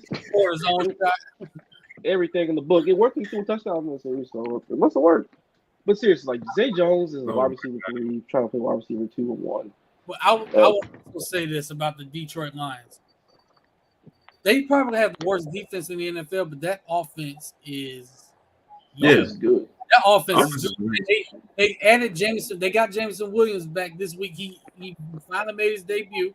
Looked good out there. You know, he's kind of rusty. He's trying to kind of get himself acclimated, but it's going to be good for them. That offense is good. That offense is nice. They can run the football. They can throw the football. Amon-Ra St. Brown's a good receiver. You add Jameson Williams. They just need this draft. They need to go defense. They need to fix that defense. Defense, find a quarterback somehow, some way, because Jared Goff is not your long-term answer. He's not, but he's not been terrible this year either. Hey, they could go for y'all guy if he's going. You know what? I'm glad you said it because I'm just imagining Anthony Richardson throwing the weapons like Jameson Williams and Amon-Ra St. Brown. This is the first time I ever want someone to go to Detroit ever in my life. I'm imagining that, and I'm imagining the amount of touchdowns that will be scored. They also need a tight end because for some dumb reason they traded T.J. Hawkinson. I'm still trying to figure that one out. Because they said we're going to spread out to our running backs. And then on top of that, you traded him to a rival, a division rival. I saw that earlier. Yeah. Coon, one of the smartest animals. Oh my god. Oh, But nah, so speaking of our defense, there's a little birdie out there that says that Doug Peterson is kind of pissed. And he's looking at a coordinator change. Wait, who's the coordinator now? Mike Caldwell. He was a linebacker coach in Tampa. Oh yeah, he gone. He gone. There's a certain former head coach who's very good at coaching defenses out there that he's been blowing the phone up for. Who? Which one? Vic Fangio. That wouldn't be a bad hire. I will take that all day, every day, because That Lord would knows when not be a bad hire. defensive change. We have breaking news. Herschel Walker is banging his head against the wall right now. He don't need no more of that, bro. It's CTE. Acronym. CTE. No. But I'm just happy Trevor Lawrence's damn knee is in mac and cheese. We'll see. Is Lagway coming tomorrow? I hope so. Tomorrow's gonna be a great day regardless of who comes to Florida. I tell you that much. Hey, so where is what's his name? JT Daniels. Where is he going? I don't know. He's CDLU. CDL time. Bro, he is going to Fidelity Investments. Get your CDLs, dog.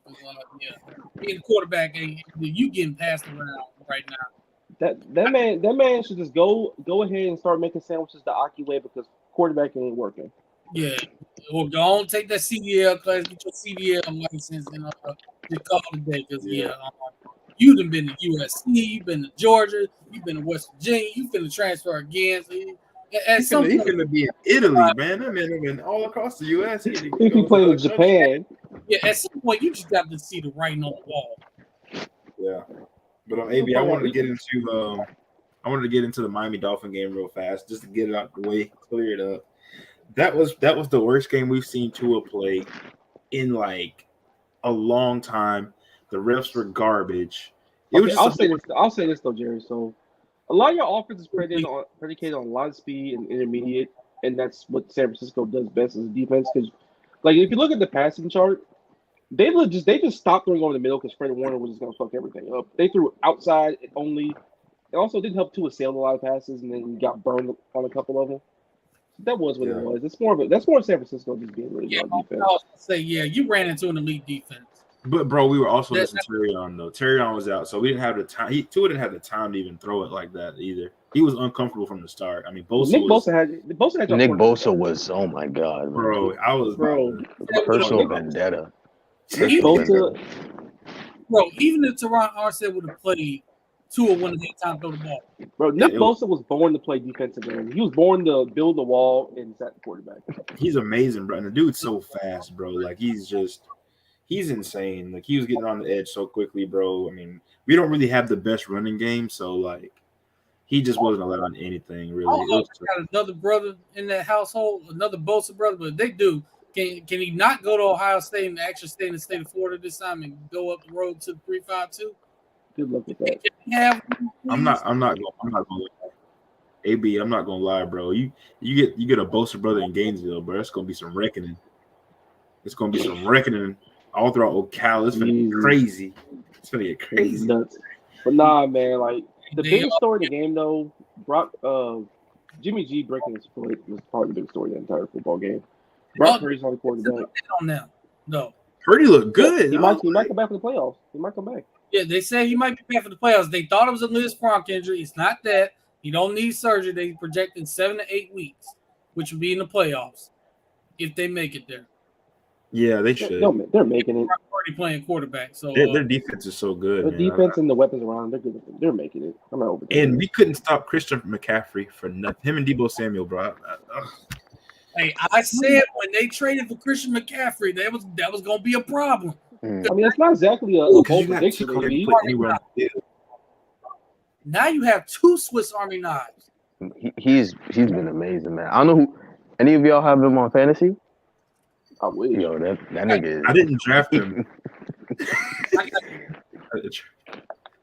I didn't draft him. I thought he was gonna be hurt all year, so I didn't draft him. But of course, he got healthy the minute he got to a good team. He's been killing. Yes. Yeah, he gets the 49ers. All of a sudden, he healthy. What the heck? Oh, man. All I'm saying is I'm happy my quarterback Lee isn't Swiss cheese because I was about to jump off a bridge if it was. He came back. He has a foot brace on. He's practicing and whatnot, but I'm happy. Bridge over a quarterback, man. Come on now. That's the franchise. That's the hope.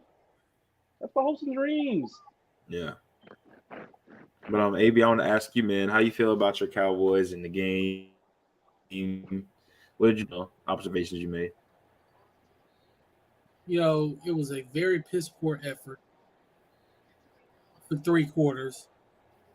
The fact that we were even in a dogfight with that atrocity of a group of guys you call a football team, NFL football team, with the former ESPN analyst coaching them that somehow got the job. The fact that it was a 2-point game at one point in the third quarter, I was very upset. I mean, they're not untalented. They just have just. Yeah, I mean, they're not untalented. Saturday, fresh off the couch. Coach to Matt Ryan's cook. Yeah, Matt Ryan. I'm gonna go ahead and say right now, Matt Ryan's done. I mean, come on now. Yeah. We all see he's done, but I'm upset for 3 quarters, and then the fourth quarter happens, and it was just. I'm gonna be honest. I've never seen anything like that. 33 points in the. I've never seen that. It was just like an avalanche, just piling on turnover after turnover. First of all, that defense is elite. It was so bad. It ended up in a score-origami game. Like that's how much they dominated that fourth quarter. It ended up in a score-origami. Malik Davis scored a touchdown in the fourth quarter. Shout out to Malik Davis, his first career touchdown. Shout out to him. But that defense. If you had Dallas' defense in fantasy, I know y'all was happy. The guy I played at the defense.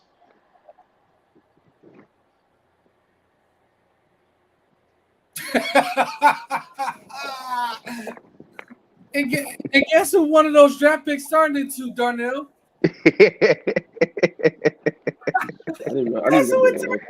Hey, speaking of, congratulations to Senator Pastor Raphael Warnock for winning. Oh, Georgia. Congratulations. Yes, sir. Congratulations. Yes, sir. Thank you, Georgia, for not you darn near lost your minds because he still got 49.3% of the vote. You darn near lost your minds, but let's go. Speaking of that, CeeDee Lamb is him. CeeDee Lamb is him. I told y'all he is number 1. I tried to tell y'all. Y'all tried to tell me, he ain't the number 1. Guess what? AB. Win a playoff game first, and we gonna talk. How about make the playoffs and actually win the Super Bowl and stop chanting 1972 every year? Then you can come talk to me. Like I said, hey, come on, man. Y'all America's team. Super Nintendo and Sega Genesis were out there playing last time we won Super Bowl. They didn't exist the last time the Dolphins won a Super Bowl. Hey, they still won. We didn't exist. We didn't exist. None of us existed. 3 of us exist last time the Cowboys won. Until you add a second Super Bowl trophy in your locker case with the dusted up one that you got in there already.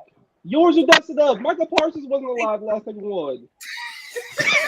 Michael, you can't talk because you don't have a Super Bowl. Y'all together. It's like We got AB, Carson that type y'all are stuff. literally America's team, and y'all haven't won anything since the 90s. I will say The y'all haven't won. Jaguars have more playoff wins since that time But you're, frame than the Cowboys. bro, AB, crack was being pushed in Miami, bro. That's what happened. I'm tired of y'all talking about America's. I'm tired of y'all. Rick trying Ross was a correctional officer for the last time we won Super Bowl. You keep checking 1972 every time the last team that's undefeated go down. Y'all want to break out the champagne and celebrate like y'all done won Super. Y'all ain't won nothing since. Who was the president in 1972? Richard Nixon, who got impeached. But Bill bro, Clinton like get I his dick said, sucked in crack all was, personal offense. Yeah. Niggas Nixon. Last time y'all won a Super Bowl, the New York Knicks were good. Black Hawk Down came out the last time I won Super Bowl. Oh god.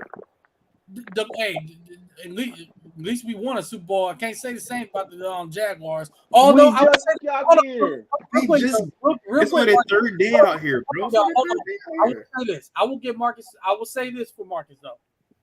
The Jacksonville Jaguars should have a Super Bowl trophy because we all know they got robbed, and I feel like they personally. Wait, who did the Patriots play that year? Who they play? Was it Philadelphia? I personally feel like the Jacksonville Jaguars would have beat Philadelphia. I'm not that sure, honestly, but at least we got there. Defense was elite. I think y'all would have. I'm The not way that that defense was built that year, I actually like that matchup. We also Yes. had shitty Nick coaching, Foles is though. not gonna We survive. got there. You said If what? our coaching was really bad though, so we were probably losing to anybody. We lost to Blaine Gabbert in the regular season. Yeah. God, really? Yeah. Wait, who was he playing for? I want to say Arizona. Damn, he was still in the league. What? How was he still in the league at that time? Is he still in the league now? Please tell me he's Yeah, not. he's a backup in Tampa. He's been a backup in Tampa. Jesus, no wonder they suck right now. I saw this fan That take roster. sacks when 5 guys weren't even around him. I saw him. I had season tickets to watch this man fall down every damn day and win 2 games. Yeah, that was a bad time for y'all, man. I'm not. Almost I'm not every time glad is a bad to time you, to be a bro. Jaguars fan, It was especially in sick. my lifetime. That was a horrible time. At least y'all got a couple seasons. Just a little bit. Yeah, Where I y'all was were an all right. infant though. Hey, back to my Cowboy. Yeah, I would like to say this.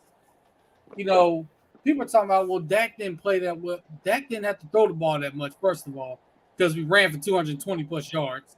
They scored 50 points. Who cares how well he played? Scored 50 points. I mean, like, who cares how anybody like they just scored 50 points, and again, 33 points in the fourth quarter in one quarter. I literally have I'm 30 years old, watched football all my life, played most of my life. Damn, you old as shit. Never.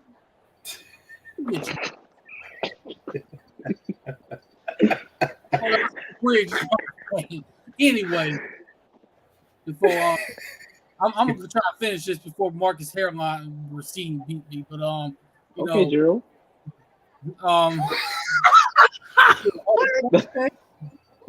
Okay, Stephen A. Smith, yes, sir. What? Hey, Stephen Smith carried the team on his back. I don't know what you're doing. You're gonna be looking like him soon. Hey, man. AB, you man. got yourself that Jalen Brown haircut, bro. I Relax. know, come on, you're not Jalen Brown. I've never seen 3 points scored in one quarter in the NFL. Never seen that. That was wild. It was like It was insane. score a touchdown, force a turnover, score, force a turnover. I think they said at one point before 4 straight turnovers on 4 straight possessions. 3 of them being interceptions, and then Lee Cooker had a scoop and score. So, like, that whole fourth quarter was just kind of, and then Dak referenced it in the postgame. He was like, the first 3 quarters, I mean, we playing okay. We weren't playing very well. He said that, you know, they really didn't play a complete game. It was just the fourth quarter kind of blew everything up, which he's right about that. So, still some things to clean up, but, you know, we got we in the first part of the mid that we're playing, got Indianapolis out the way. Now we got Houston next week. I'm so sorry, but that you got the faces defense. Can we put that game on Bounce TV? At this point, you might have to, you might have to, or PBS or something. PBS kids to be exact. The kids don't deserve that. They're gonna force feed. They're gonna force feed Dameon Pierce. I mean, it's gonna be just an atrocity of a game. So. Pierce, love you as a player, man. I'm sorry. Like y'all, no, come on, man. The only team you play after this is Philadelphia and Tennessee, who just fired the GM, by the way. Are we gonna talk about Philadelphia, man? Bro, Jalen Hurts is Hurts is the front runner for MVP right now. I will say that he's the front runner for MVP right now. I'm also sure Jalen Hurts. I would put him up there. Yeah. A lot of people owe Jalen Hurts an apology, man. A lot of people. Yeah, facts. Everyone does. He can't read a defense. He can't do this. It's always us playing quarterback that can't read the defense. Yeah, y'all giving Blake Gabbert chance after chance, and he's shown he can't read the defense to save his life. No, bro, it makes me so mad, bro. This boy sit in the pocket. They get mad because like a lot of times dual threat black quarterbacks get out of the pocket and try to make plays. Meanwhile, like you have these other guys sitting in the pocket reading defense for 10 minutes and get killed. Like what? Come on, man. It's just why would you stand there when you can just run? Exactly. Why? That's why he can't run. It's disgusting, bro. And just look at the NFL nowadays. It's transitioning to the point where you need quarterbacks that can run. You can't. There ain't no more Tom Brady's out there. Ain't no Peyton Manning. The statues at quarterback. We not doing that no more. You need quarterbacks that can move. So yeah, something got to move up in the pocket and do something. You bro. can do it if you're good at it. Who was the last one? Who was the last one who was like a pocket? The last pocket passer? Yeah, Tom Brady. He's 45 and still out there. But he still, even in that one game, he still had. Didn't he have one? This is the thing about him about not being mobile that hurts you. Especially if you're Tampa, who they have no guards whatsoever because one left in free agency, one retired, the other one got injured in camp, so like they're screwed on the interior. So if you can't move, if you can't run, and you have no guards, and you're getting interior pressure all day every day, you fucked.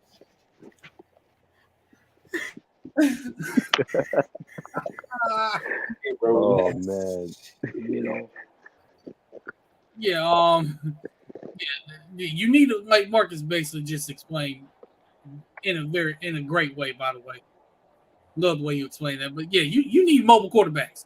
You need quarterbacks like Lamar Jackson that can get out the pocket and make the throws. You need quarterbacks like Jalen Hurts that are so dynamic that you pretty much even Josh Allen, bro. Josh Allen can move. Yeah, Josh Allen can move. That's what makes him unique. Patrick Mahomes is a pocket passer. That man can move. Yeah, he can move. Yeah, he's shown that. Justin Fields. Oh my God! Look at what the way this. Oh my God, bro! Justin Fields is crazy. You starting to see why the Jets should have took him number 2 overall. Yeah, but I love the whole team is ruined because they took the wrong quarterback. I'm trying to get him some receivers, get him an offensive line, and watch what he really do. Oh my God! Zach Wilson does not deserve the New York Jets as a roster. Yeah, you talking about making a leap right now? Get him an O-line and some receivers next year, and watch the leap he really makes. Yeah, say the same shit about my quarterback, honestly. Like that, receivers. Like the touchdown run he had against the Pack past Sunday. I mean, just see him just literally running away from everybody. I'm like, wow. He's gifted, bro. Just really gifted. Thing is, he never ran that much at Ohio State either. So it's like now they're saying, okay, do what you do. Do what you do. A lot of those guys, AB, a lot of those guys, man, like you even see with Anthony Richardson, like you see the explosive plays, but a lot of times these guys are trying to prove that they can be a pocket passer instead of just playing their game. Like Anthony Richardson, if he ran the ball 15 times a game, like we're probably 10-2 right now. No, like being completely real, bro. Like yeah. Great tackles. I mean, just get outside. He was running away from guys that played for Georgia. You know what I'm saying? Like that's So, anyways, and even though the number good throws, but just looking at some of these games and recapping some of these games, also wanted to talk about the last night's game with the Bucs and the Saints and how the Saints just completely fumbled the bag in the fourth quarter and cost me my fantasy matchup in one of my leagues. You lost? put a body on Chris Godwin. Tough. Everybody and grandmama knew he was gonna get the ball. And That's tough shit right there. That's a travesty. tough That's a shit. travesty. you That's know, tough shit. I was hanging on by 3. I'm sitting there praying. He even went out the game, limping a little bit. I'm like, all right, let's see what happens.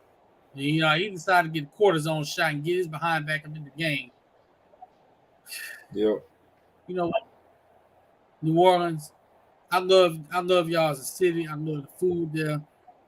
Went to a Hornets game when they were the Hornets at the time, not the Pelicans. Chris Paul was there. Watched them ball. That was a fun experience. But your football team, as of right now, is on my hit list. Why would you relying on the Saints? They suck. First of all, you suck. Yeah. And I don't know why Andy Dalton is starting for y'all instead of Jameis Winston. They're not going anywhere regardless. I don't think it matters personally. It doesn't matter, but God dog. I mean, how many times has Andy Dalton got to fumble the bat before they realize he don't need to be playing?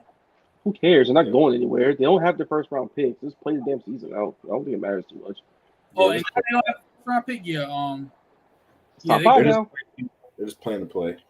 Yeah, they're cooked. It is what it is. They're cooked. The AFC South is cooked. Like, Yeah, it's what's sad is somebody's gonna win that division. They're gonna be like 7-11.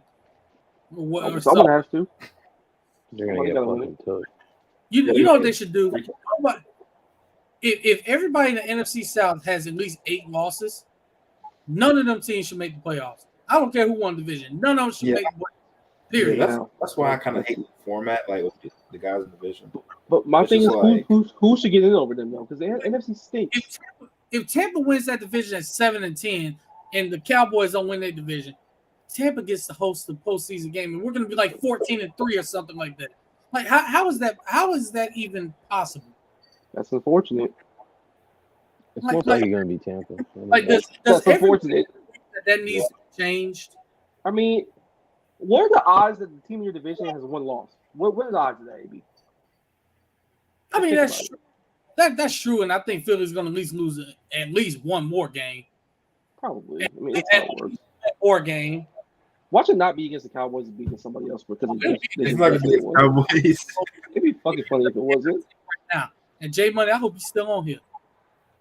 We in their heads. You can tell. We in their heads. They So scared. what? They scared. That's all I'm gonna say. Why would they be scared? They What have the heck a are you time scared of their of? life. Everything is starting to come together right now. Oh my god. I'm gurgling. Oh, I'm just saying. It was people out there calling for Cooper Rush saying he need to be starting over Dak, even though he Nobody was serious with that, AB. no, it was some folks. No, not y'all. I'm talking about folks on social media. They were serious about it too. AB Not- It's edited. social media. It's Trolling, social trolling. fucking media and Not- Skip but- Bayless. Taking What are niggas we who doing troll here? for a living. No, let me finish. Not realizing that when he was starting, he was only averaging 17 points a game. The defense was carrying everybody. Although Cooper Rush played mistake-free football until The defense still carrying. The offense is actually doing So shit the- now for once. since Dak's come back, we lead the league in scoring. I think second in passing yards, lead the league in total yards. Defense is still in lead, but somehow, some way, Cooper Rush still need to be playing. And I tried No to one tell believes. y'all need to sit No down. one believes this shit. No one seriously believes this except for a couple niggas on social media and Skip fucking Bayless who was They're just trolling. trolling. They're Jesus. trolling. So I guess you be trolling about jumping out the bridge every week. Oh no, I'm dead serious about that shit. Don't get me wrong. See, come on, man. Come on, man. No. All right, Jerry, how far are you from Marcus's house? Shoot, man, I'm about an hour and 20 minutes. Hey, make the drive They're crazy Yeah. taxi. Sunday. Look, man, look. I've watched the Dolphins all these years. I've watched Matt Moore. I've watched Pat White. I've watched Ronnie Brown on his last leg. Yeah, you got Wildcat play off. I mean- of it though. Be respectful of Ronnie Brown, man. Hey, he was awesome, bro. But we had him and Ricky Williams running a Wildcat offense, 2 running backs. We weren't throwing the football. Nigga, I saw Byron Leftwich try to take 20 years to throw a football. I saw Blaine Gabbert. I saw Blake Bortles. Ooh. I seen Bro. CJ Beathard. I didn't see Tanner Lee. You Wait, remember Tanner C- Lee? Hey, for you? He was about to. I thought he was out the league. I ain't gonna lie. Well, you didn't see post prime Jay Cutler, bro. Post prime Jay Cutler was a sight to behold, dog. I was at FAU ready to end it all, bro. I saw people trying to industry plant Gardner Minshew. Played for y'all. Yeah, there was a reason that nigga I had went to straight for commentary after us. I had Bro, to do post prime Drew Bledsoe. Before that, I had to sit through Quincy Carter. And after Troy Aikman got hurt and retired. I had to Ever see heard? Ben. Have you ever heard Tanner Lee? Remember Tanner Lee? Who? Exactly. I don't want to hear none of that shit y'all talking about. Oh man, we had Quincy. bro. We had Nah. Quincy of all people. Hey, Hard AB, knocks look. Quincy Carter, though. Look, man, Marcus in the offseason had to deal with his kicker literally kicking the ball and hitting a reporter on the sideline. Dave Campo. He didn't hit a reporter. Who did he hit again? Dave Campo. Yeah, I had to do with him as head coach too. I had to do with him as head coach too. I think Urban Meyer head coach last year. He hit a coach on the sideline during tryouts. That is crazy. Dave That's Campo used to criminal. be my head coach at one point. And every year it was 5-11, 5-11, 4-12. I think one year we even went 3-13. I had to deal with him as head coach too. I dealt with Urban Meyer head coach. I don't want to hear none of that. That's crazy. Damn, that is wild. I wasn't there for Adam Gase. Adam Urban Gase Meyer traded was Jay kicking Ajayi people. and Jarvis Landry. He traded Jay Ajayi and Jarvis Landry out of spite, bro. Urban Meyer hired a MAGA man at strength coach because he thought he could get away with it. Got fired the next day. Kicked the player. And that's what ended up getting him fired and not being a shitty head coach. Didn't know the teams that half the roster's names. Told niggas people they finna stop their transcripts not right. Marcus, we had a coach snorting cocaine after the game, bro. Oh, by the way, I see Urban Meyer getting twerked on after a game. your favorite former running back is now speaking. Oh, I'm not worried about that man. He's speaking. He don't know what he's talking about. He got noodles in his head, bro. He got worms in his I head. hope after all this stuff and like the people who were using him, he actually gets some like help because That's not happening. That it ain't seems happening. like he got a lot of things going on in his life. Dog, But he yeah, was running through the A gap and the A's with a plastic helmet, dog. That man. The man was a leatherhead, bro. Come on now. Yeah, but yeah, looking at next week's some of next week's matchups, I'm not even gonna get into Dallas and Houston. We all know what's gonna happen there. Who the Dolphins have next week? I have to look, bro. Honestly, let me see. Yeah, you in the same boat this week as I was last week. I didn't even know we was playing the Colts. I didn't even know it was Sunday night football until Wednesday. I'm like, you play the Colts on Well, we Sunday? played the Chargers. Oh, y'all playing the Chargers? No, y'all might win the game. I'm not even gonna talk about our opponent. Wait, who do Who y'all y'all have? playing? I think we can win the game, but we need to get our offensive line healthy immediately. Because Hold on. Yeah. Marcus, who are y'all playing again? The Titans. Ryan I Tannehill. hate Derrick Henry legacy game. Dog, AB, it's not happening.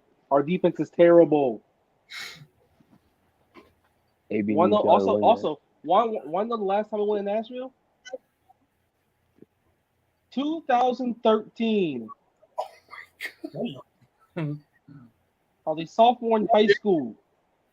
Jesus Christ. I had graduated from high school 2 years earlier. Damn, that's crazy. Nigga, we stink in Nashville. Look, bro, like I said, Derrick Henry, when he sees that Jaguar logo on the side of their helmets, He goes back to starts- playing at UAB. I mean, it's just, yeah, he sees blood. So He treats the Jaguars like he treated West I'm Nashville. sorry, bro. Enjoy yourself. Yeah, enjoy I was yourself. trying to Don't give worry about it. you the hope, Marcus.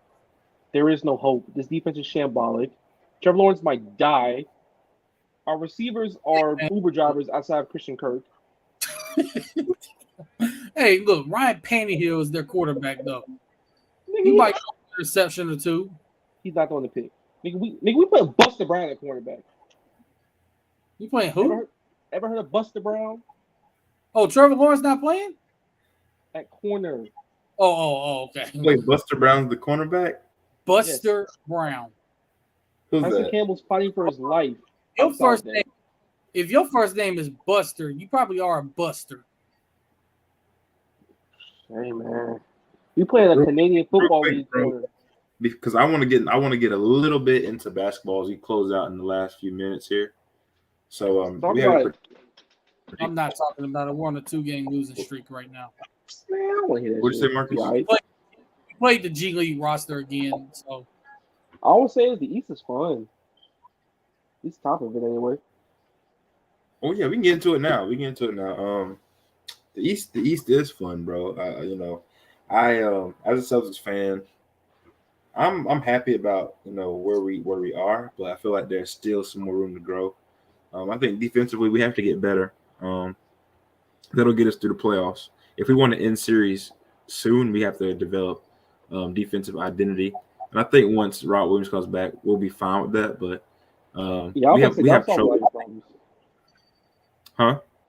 I'll say Robert Williams coming back will solve a lot of your problems, especially in Yeah, man. And also, I want to say I'm impressed with Sam Hauser. Sam Hauser, defensively, I'm impressed. He's a guy that he can test shots very well. He was defending KD pretty well. I mean, he wasn't getting lost out there. So I'm proud of Sam Hauser. Peyton Pritchard's a guy that comes off the bench, shows flashes as he usually does. Malcolm Brogdon is finding rhythm with Marcus Smart. Jaylen Brown looks like an all-NBA player. Jason Tatum, that's MVP Tatum right there. And Al Horford, he's happy to be here. Why He's you just looking like that, excited, AB? man. Why you looking like that? Oh man, you finished What is he wild talking shit, isn't he? Grant Williams, Marcus Smart doing their jobs also. And I'm missing. AB, don't look like that. You know damn well Jason Tatum probably is MVP right now. You know damn well. Top 3. So we just going. So Luka Doncic just died. Bro, stop Oh my it. god, get off the nigga dick. Damn. Are they even in the playoffs? Stop it. Utilize AB. What? When are we gonna have this conversation about Luka? When are we gonna have this conversation? He's a great player, but he's literally doing the same thing James Harden was doing. I agree. Their roster is pretty bad outside of him, though. I will say. But James Harden is also a 2-time MVP too. So I mean, At least they were going to the conference finals and won like 60 games. They're probably for a playing spot. The Celtics have been unstoppable this season. The Hey. Mavericks have been. And Tatum's defense has been. dysfunctional. Yeah, right. Tatum Tatum is doing that job. by the way, Marcus, you can't necessarily say that for one reason. You do realize Russell Westbrook won an MVP with the team not making the playoffs? Because he put up one of the grand seasons of all time. He did No, something they no one did. does They in did. 62. They didn't make the playoffs. They did. They were 17. They did. That year? They did. They were just one of the 17. worst seedings. Yeah, they were one of the worst. Yeah, like seedings. 8th, right? Like I don't They made remember them. playoffs. 6. They played Houston that year. Oh yeah, it was 7th then. It was 7th. Yeah. They were 7 seed. I mean, he won because the narrative KD's gone. Russell has the keys to the kingdom now, and he did something no one's done since 1962. Right. So I mean, yeah, Luka's doing good things, but like he ain't doing a triple double for a season. Yeah, like that's tough, bro. And Plus triple double for a season ain't come shit anymore. But Really, Yeah, Jerry? but Russell did this shit like 70 times already. oh yeah. I did post that right there. Oh my god! I mean, he's not wrong. But no, in all seriousness, looking at the East right now, Boston, athletically, size-wise, pretty much across the board right now, is probably the best team right now. Honestly, to be real, there's no probably about it. They are. Like Wow. looking at Milwaukee could be because Giannis is just Giannis and Brook Lopez is. I don't know what the fuck got into him, but he's having a great year. Middleton's back. wait. I'm sorry to cut you off. But going back to Boston, the defense, I'm really afraid about. I The am defense. very impressed with the defense. I'm It has not afraid. dropped off a bit. And Bro, Williams Marcus, coming I'm back. not- I know There we're are talking basketball right now, but we got some breaking news in college football right now. what? Somebody died. No, nobody died.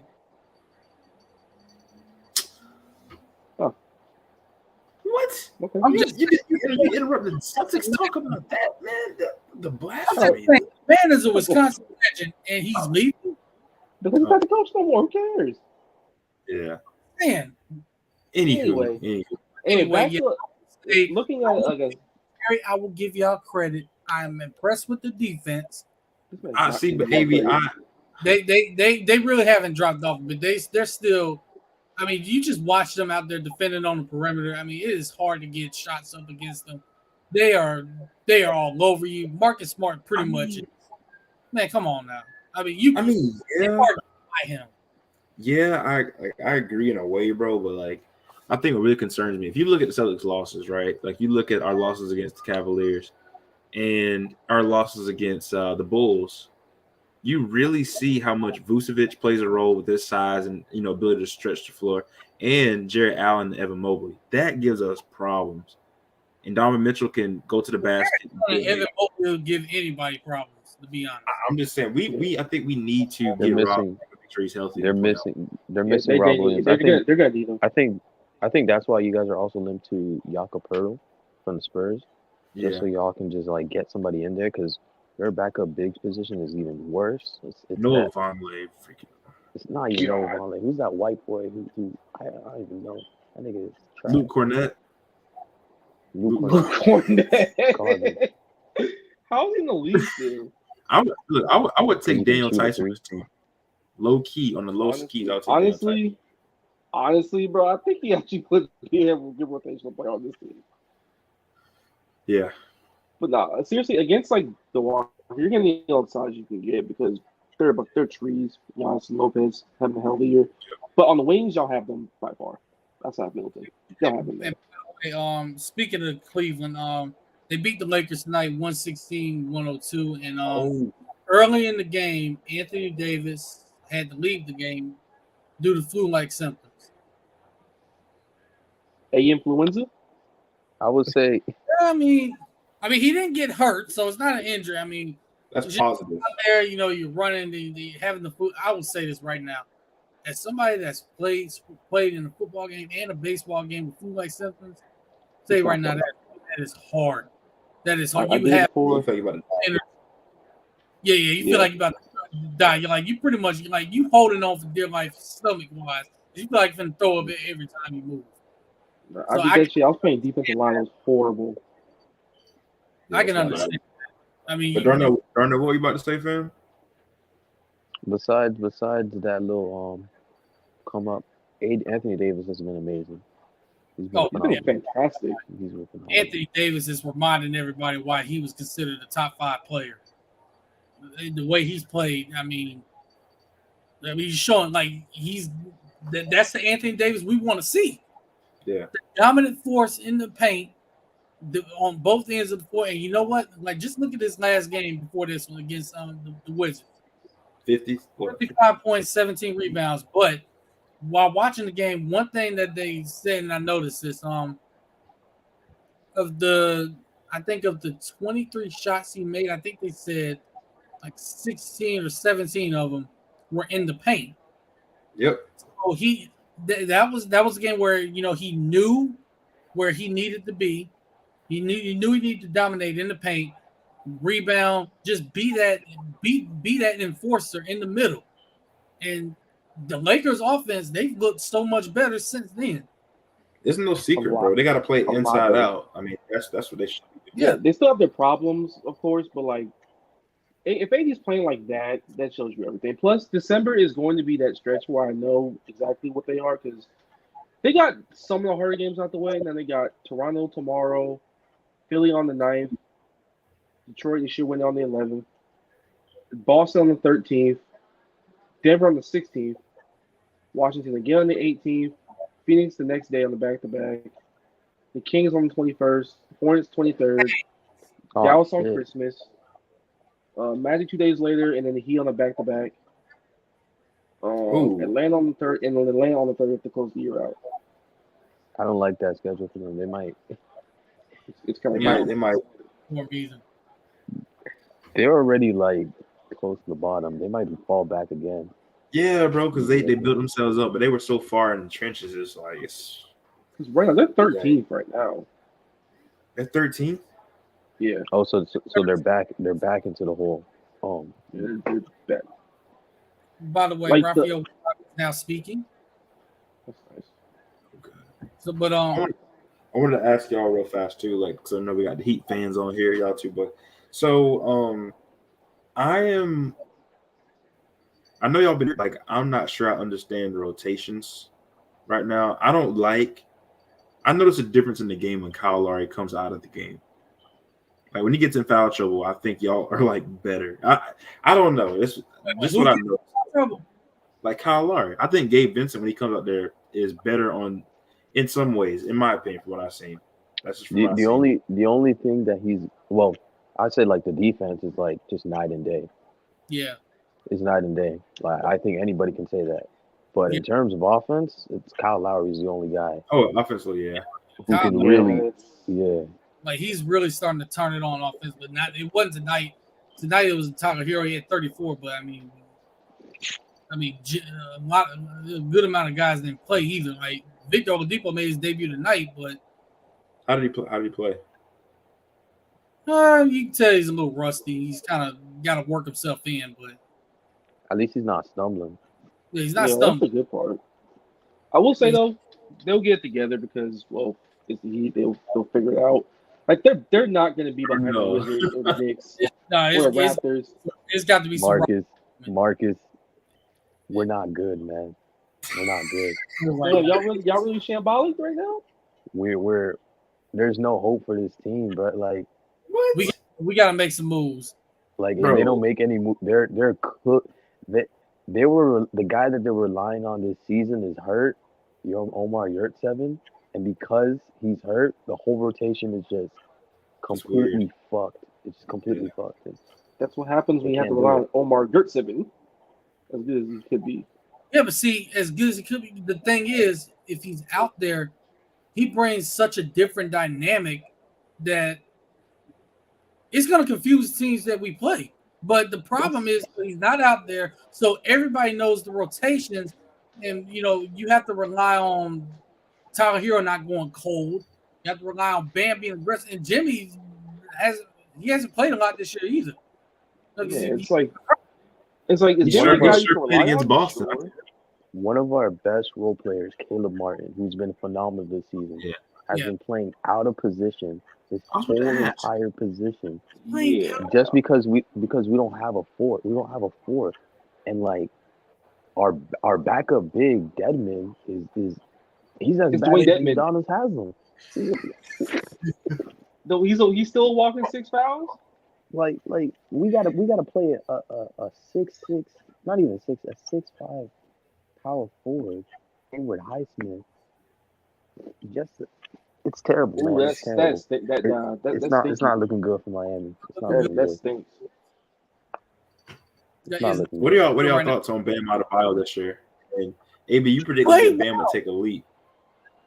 He's played well, but the team is just not very well constructed around him, Jimmy, or Tyler, to be honest. So that was my concern coming to the season. You said what, Marcus? So the Heat culture, Juju ran out of juice for right now. I wouldn't say ran out of juice. They just you have to bring guys in that fit.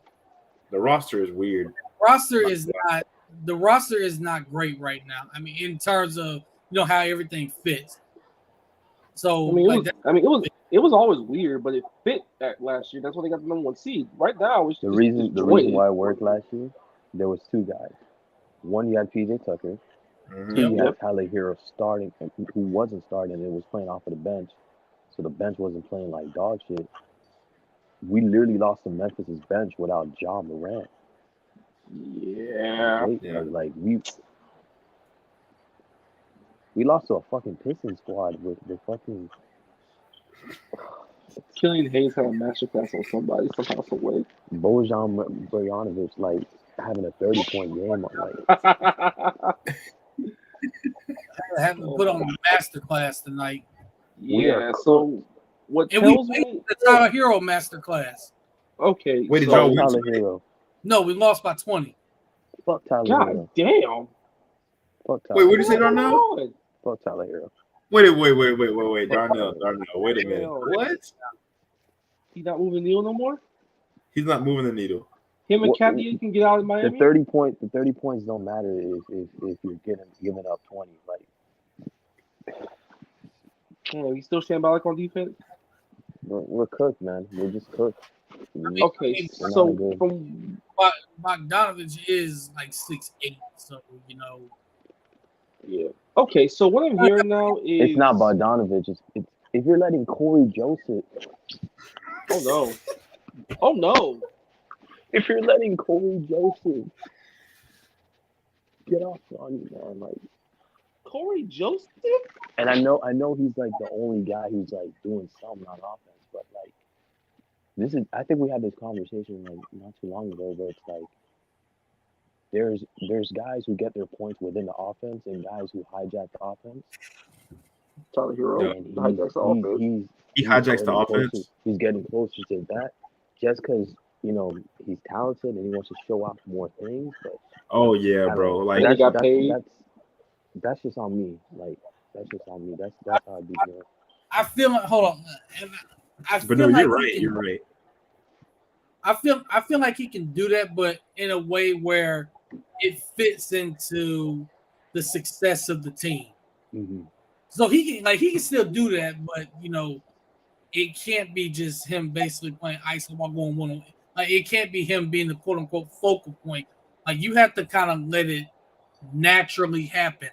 Like let the offense be going first, then you kind of incorporate what you can do because you can still show off with things. Like that's been proven from guys. That's been proven. You just gotta let it happen. Like you gotta play more unselfish. I'm not saying he's a selfish player. I don't believe he's a selfish player at all. He's not. But he's got to play more unselfish and then let his game kind of incorporate itself into what they want to do offense. Because right now, it's not good right now. It's really not. And Pat Riley sees that. He knows he's got to make a move. He got to make a move. Okay, so from what I'm hearing about, like from the difference between this year and last year, so there's no Tucker no more to be a linchpin on defense, and that's kind of killing a lot of the rotation. So this roster really was on thin ice. And one guy going down really changed a lot. Good Lord. Yeah, it was. Yeah. Because I think I saw a stat and it was saying how the most contested at the rims this season, we have Bam Adebayo with the most contested, which is good because he's our center. Then you have Caleb Martin, right? Which I guess is all right because he's our power forward. Then you have Kyle Lowry. Ew.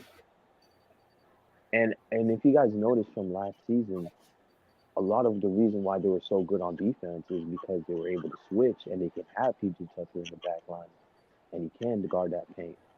They don't really have that guy like that, so they can't really do their masterful switching, and it's just really bad. It's just having a bunch of undersized dudes trying to play up, but they're actually like above their size and they can't do it. They just can't.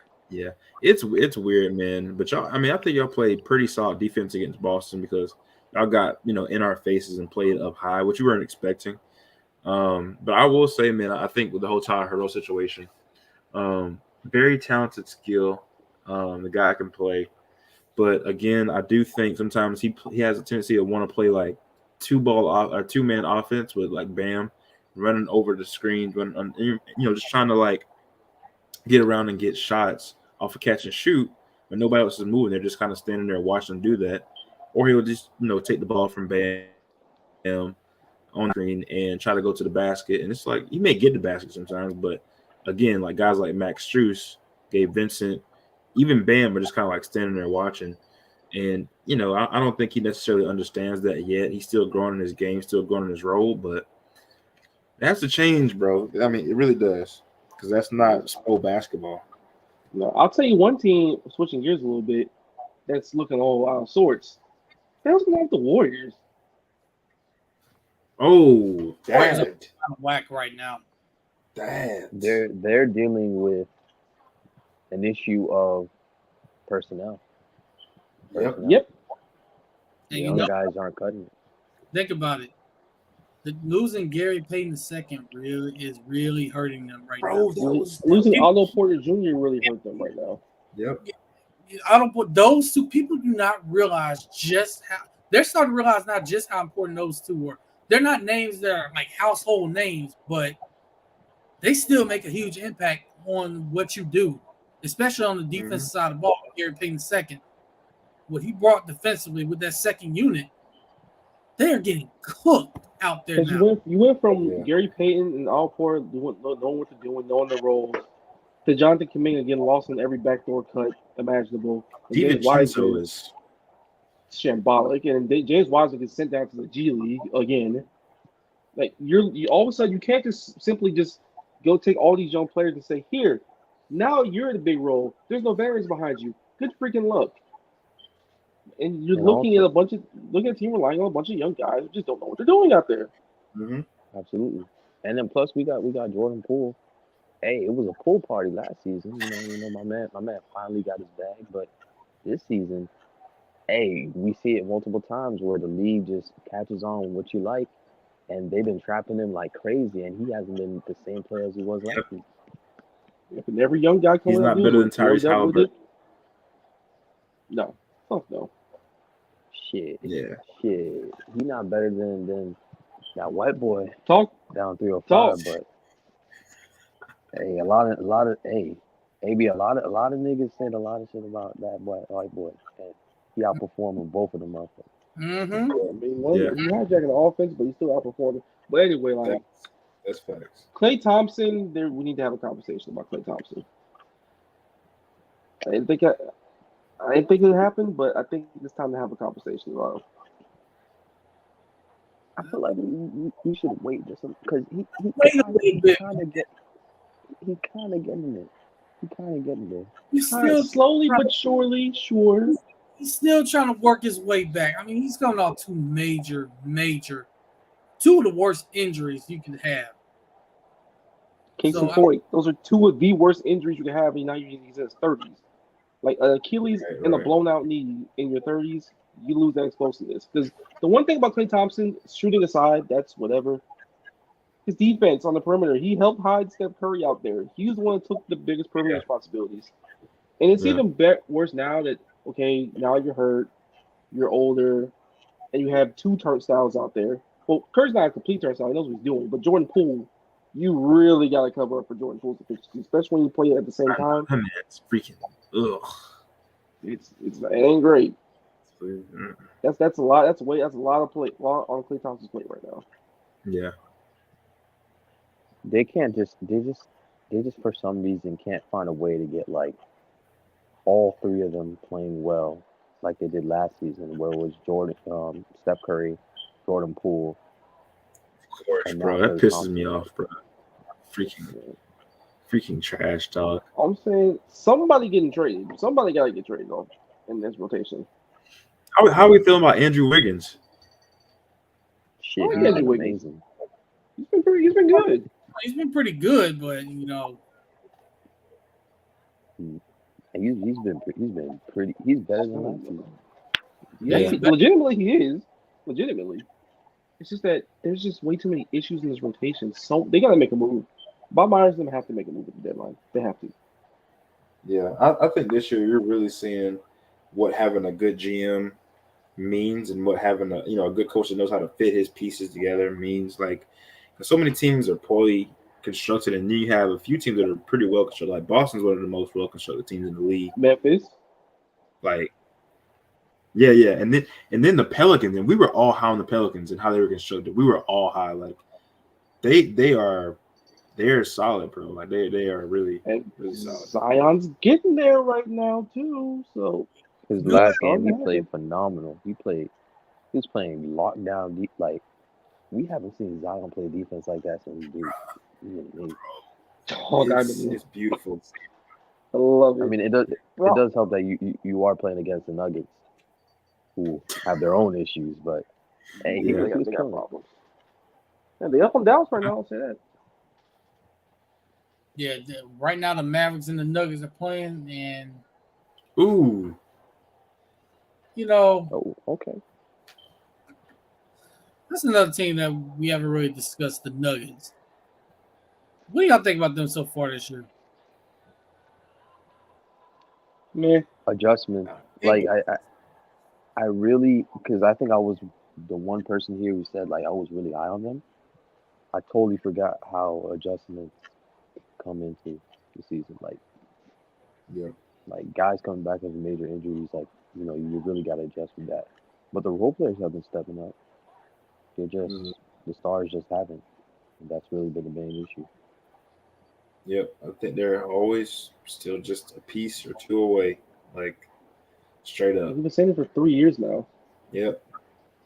And Michael Porter Jr. is not going to be that guy. Jamal Murray is still working his way back. Like you needed somebody else.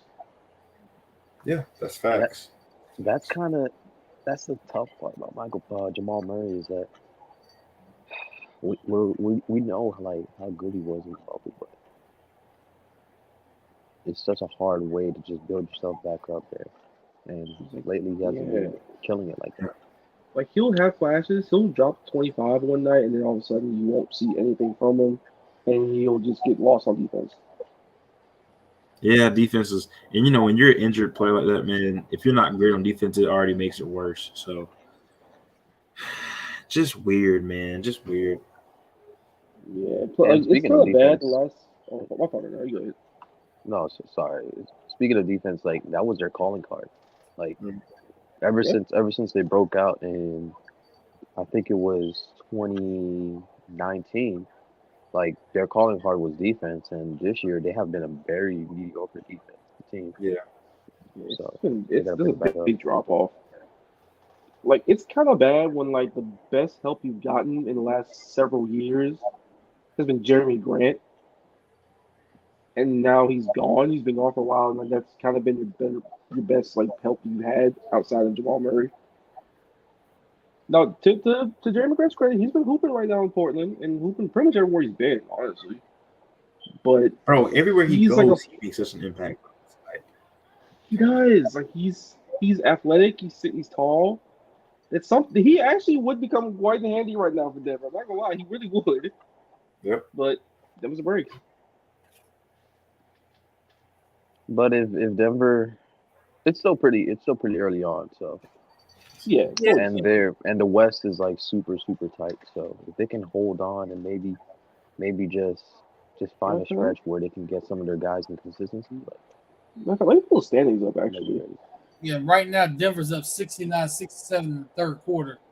Yeah. Been a pretty good game so far, but again, the issues will pop up eventually. So, like, look at the standings in the West right now. Phoenix is still atop at 16-8. New Orleans is at the second spot, but they're only like a half game up, a half game back of Phoenix. Ooh, New Orleans and Portland would be if these standings stayed, bro. If this was what we'd see in the playoffs, I would love to see the Pelicans and the Trailblazers. The Kings are the 5th seed. The Kings. Yeah, they've been playing amazing. pretty well lately. Denver's the Timberwolves are a massive disappointment. They're disappointment. I'm just gonna slump in my chair, talk about the Timberwolves. How much time we got to talk about them? Because I can write a book on their problems. Like I can write a whole novella on their issues right now on defense.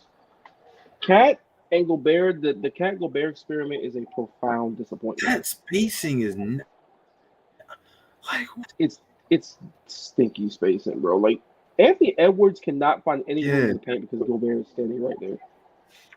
And you have to have Cat go be the forward, which means he has to guard the perimeter a little bit. He cannot guard the perimeter. And Gobert's still limited offensively. And he's good at guarding the rim, but like that's about it. There's no spacing whatsoever. The perimeter defense has been meh. D'Angelo Russell should not be your starting point guard. I'm sorry. His limitations athletically hurt you. Yeah, he had a short peak. Not gonna lie. Yeah, he just doesn't have. And real quick, y'all. Popovich might be time, bro. Might be. It might be. It's time to retire, man. Because you ain't even do nothing. It's over. You ain't even do nothing with this thing. I mean, come on, man. Come on now. It's Jover. He's trying to get Vic. Let him get one season with Vic in there, man. One season. Hey man, if he can do it with Tim Duncan, he can do it with him. But no, he's looking all right. Darnell. They're the second worst record in the league. It's getting there. It's so hard to say goodbye. Now, come on, man. Just go and retire and let Tim Duncan take over and be the head coach. That rough is bad. Oh, there's one more thing I want to talk about real quick. What's going on in Atlanta with Trae Young? Nate McMillan. What's up with that? That is some bad blood right there. Nate McMillan, I think, is on the verge of getting fired, first of all. Oh, 100%. Because That's big Nate Trae McMillan, though. Hey, they might need to talk about how Trae Young is one of the most toxic leaders in the NBA. You call him? Oh, stop real quick. You called him a leader? Oh, it's too much leading right now because that temp tantrum we threw was pretty unnecessary. Hey, he getting paid that big bag. I hope he's considered a leader.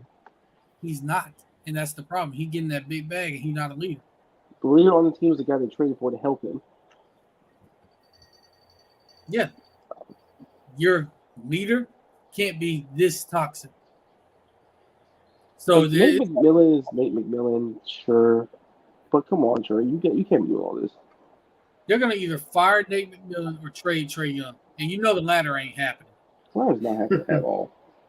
That ain't happening. So yeah, you can forget about that. So Nate McMillan, go on, pack your bags. Hey man, black man, love that you got another coaching opportunity, but thank you for the conference final appearance. Because you're a black man, I'm gonna just be real with you. The way this stuff work right now, y'all get your CDLs, man. I ain't gonna say all that. You'll get a coach's offer somewhere. Yeah, he should, but I mean, if he don't, go and get your CDLs, man. That's all I'm saying. That whole situation is bad. And then on top of that, they don't know whether they want to trade John Collins or keep him. They haven't answered this question for like 3 years now. Yeah, it's just bad in Atlanta right now. I mean, that can't happen. You know, at least I would say a bright spot. AJ Griffin looks nice. Yeah, he does. Shout out AJ Griffin. He's exceeds my expectations by a lot. But what they got going on right now is shambolic. Hey, they're fourth in the East still, so I mean that's something to look at. Yeah, but for how long? Ain't that long because they're tied with Indiana for fifth. Brooklyn's 13-12 right behind them, so it's not that much of a drop off between these teams. I mean, I look but at at least what they're getting from AJ Griffin is something that Cam Reddish wasn't providing from them last season. So I'd say that's pretty a plus for this season. Yeah, at least they scored on them. Yeah, I'd definitely say that's a big plus. But like the top three in the East, and then compared to everybody else, it's like their whole like 3 games in front of everyone else. Like they're 3 games back of Cleveland for the third spot, and Cleveland just won tonight, so tough sledding. Yeah, you're right. They're on a what? How many game losing streak? The Hawks. Because they lost to the Thunder. Oh man. Oh, so it's 1-1. 1-1. Yeah, they split. Yeah, they beat Denver and then they lost yesterday. Shit, yeah, they might bounce back. They played the Knicks and the Nets. Unless Katie has a masterclass, which is very possible because he's Kevin fucking Durant. It's possible. Yeah, so y'all got any final thoughts before we wrap this thing up? No final thoughts here, man. I was reading something, but no final thoughts except go Boston. Yeah, Boston. It's all right, AB. You'll be all right. But I had a couple. So again, Atlanta figure out what the hell that is, and AB as far as the playoffs, I told you they wouldn't do it. I told you. What is this playoff that we speak of? Don't act like you don't know what I'm talking about. I mean, we all knew what was going to happen. I was just speaking on the devil's advocate that the committee would try, find a way to find some excuse to put out. I mean, I don't think they should have got in. And I'm glad they didn't get in because that's a championship that they can't win, even though Nick Saban was out there looking like a presidential candidate campaigning. That shit was hilarious. Like, bro, you was twerking in the committee. Larry said, "Bro, shut up." The top 3 teams were said. Who, me? No, I'm talking about Saban. Oh, I was gonna say, I ain't know. Hey, he campaigned like he was, like I said, like a president's candidate. I'm like, hold on, bro. Like, He was talking about some of these teams have bad losses at bad times. Like, Kansas State's not a bad loss. They beat them already anyway. Yeah. I will say this real quick before we get off here. If Kansas State would have blown TCU out, it would have been a conversation, but it didn't. I would say would there have been a conversation then? Yeah, if they'd have blown them out, I think so. Yeah. See, because then you got to look at TCU like, yeah, they only lost 1 game, but Alabama lost by a total of 5 points, and TCU lost. Right, 4 points, right? They lost twice. My thing is, okay, it was a team they had beaten already. Shit happens. I'm not going to award 2 teams for sitting at home. That's my thing. Yeah. Then next week when we get on here, we'll have to discuss that college football playoff, and not next week, but the week after, maybe get some picks in. Maybe on the 27th. Next week also, I wanted to say that next week we couldn't this week because we had some other guests before, which I didn't know, but we should be having my boy Julian Mancuso on here to kind of talk a little bit of ball, man. So J-Man, that would be lit, bro. That would be lit. Yeah. And by the way, we're still trying to get Marcus Spears on the podcast too. It's not working right now, but we gonna try for y'all. We gonna try. And shout out my dog Chris. We're trying to get you on today, but your Wi-Fi was beating your ass. But we gonna get you on. We gonna try. We gotta get Andrea Carter back on too. Andrea Carter. You said what, Jerry? Andrea Carter. Hopefully, that would be nice to have her back on. Still shooting. Yeah, definitely on this one. Yeah. Definitely on this one, but yeah, definitely got to get her back on. You can try Ryan Clark also. That would be a long shot, but who knows? Long shot. Somehow get that going on. Oh, by the way, I have some things in motion. For me personally, not gonna reveal it yet. I'm gonna just say things are happening. Let's go, bro. Let's go. Excited for you, man. All right. Hey, and Darnell is looking like a prize fighter who's been through a 12-round heavyweight bout. This man looking like Rocky right now. Bless you, brother. And now, the sneezes that hurt are kicking in. Yeah. You don't have to get you don't need to go test yourself, do you? Tomorrow morning. Oh man. Oh no. So, oh man. Orange juice all night. Orange juice all night. We gonna keep rest up, bro. And hope it's not the C word. Rest up. Definitely rest Probably up. not, but there is a bad flu going around, so that might be it. Hopefully, bro, that flu kicked my tail, bro. It freaking, oh my gosh. I had to tell you, but it beat me down. I would say, flu. If you think the flu would kick your behind, as bad shape as Jerry was in with the flu, the ones that had COVID, imagine how we felt. But I had COVID too. The flu did me worse than COVID, no lie. Wait, so you had COVID, like, were your symptoms really bad? My nose was really stuffy. I was really tired, and I had slight chills. See, yours weren't like terrible. Yours weren't like over terrible. So that's probably why the flu was a little bit worse. Yeah, plus I had COVID later, so it wasn't as bad. Plus I was vaccinated.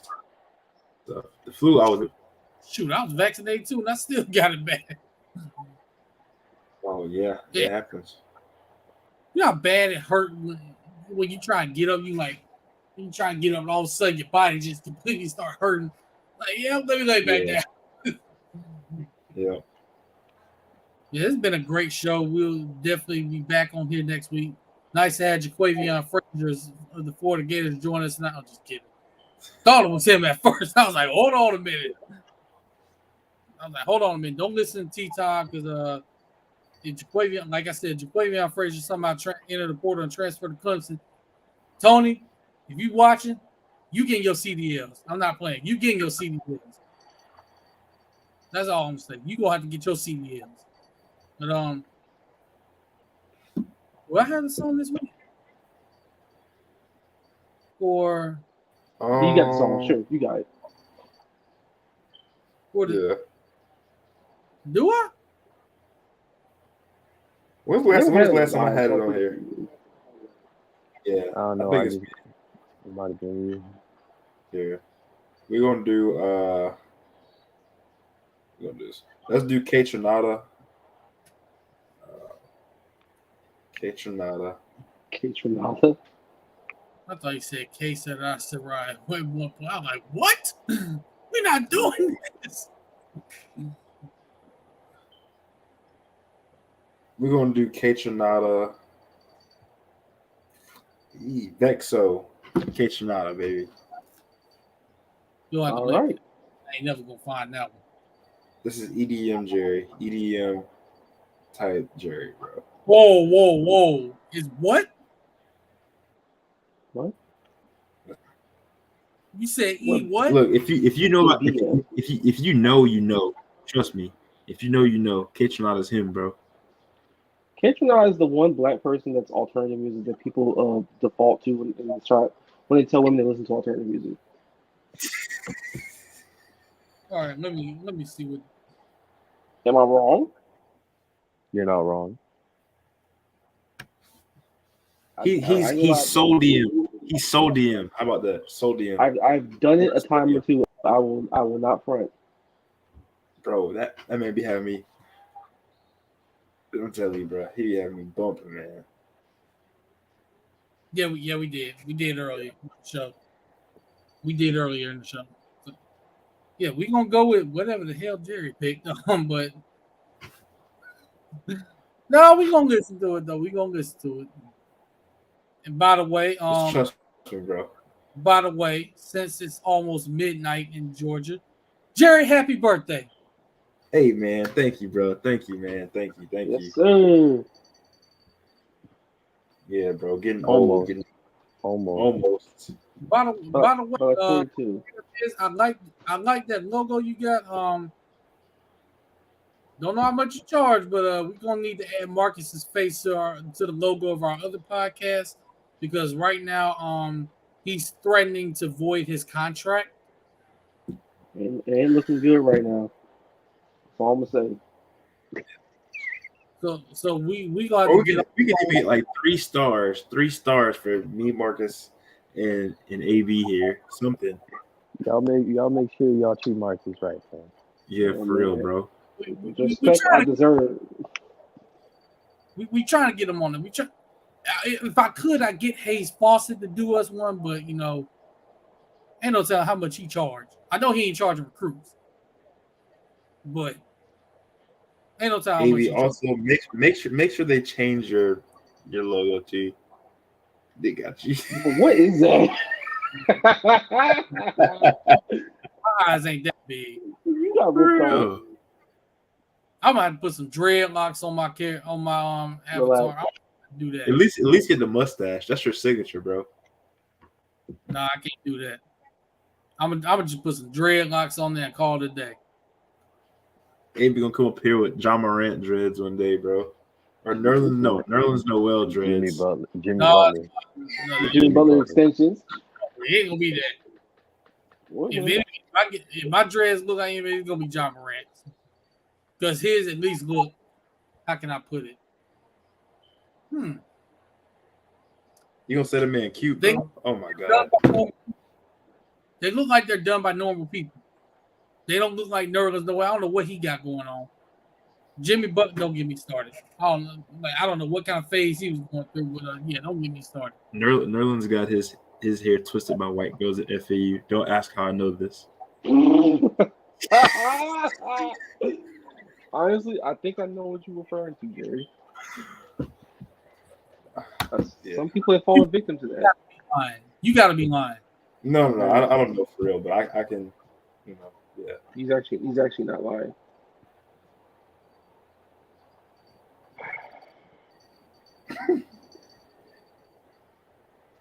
Wow. Yeah, you learn something new every day. Yeah, Nerlens Noel. You already on CDL watch anyway. That might push you over the edge right there. Just. You know what else is on CDL watch? Us closing the show. Yes, that's correct. So let everybody know where they can follow y'all and your burner accounts, your regular accounts, suspended accounts that Elon Musk may bring back. Jay Breezy II on Twitter. That's all you need to know. Marcus Davis 904 on Twitter. Marcus Davis _ on Instagram. That's it. Now too famous on all social media platforms. At Ace Wade 1 on Twitter, Ace _ Wade on Instagram. Follow the podcast page on Twitter at Indie Evidence, on Instagram at Indisputable Evidence. Man, that kicked my behind right there. Yeah, dude. We're gonna leave y'all another great show tonight, and we're gonna leave y'all as we always do. God bless y'all. Y'all stay safe out there. Take care of your mentals. Take care of your chicken. Tell your loved ones you love them. It's holiday season, so spend time with them. Family time is always important. Wash your hands, Marcus. Wash your ass. That's all. Yeah, what Darnell got. Oh my God. That deodorant, that Roman killer, that everything. With the hand sanitizer, I think get used that because some of y'all non-melanated people don't know how to use it. Yeah, I said it. You have no idea how many times I've been in the public bathroom seeing people walk out without washing their hands. Okay, anyway. But wash your hands, wash your whatever Marcus said. Be safe out there. Don't do what Jerry's doing and wears do-rag over his eyes. And don't wear do-rag, period. You're trying to be shot. Go Gators and go Cowboys. What? Go Heat, go Gators, and go Cowboys. Go Celtics, go Gators, or whatever we have. Go Program, and go Dolphins. Go Program. All right, on that. Go Gators, go Jags, go Braves, go basketball. Hey, enjoy basketball, enjoy football. Shout out to Miami basketball team. Y'all doing your thing. Shout out to FAU basketball. Shout out to FAU basketball, baby. College. They got the boys out the rec and they hooping. Speaking of college basketball, Yes, big one tomorrow night in the Exact Tech Arena. Number 5, UConn, Florida. Get ready to watch that game. Yeah, gonna be a good one. And let's go.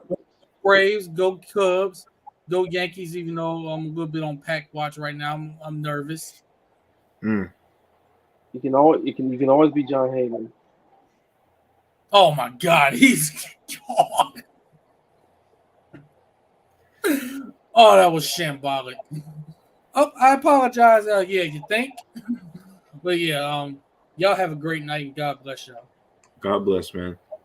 Yes, sir.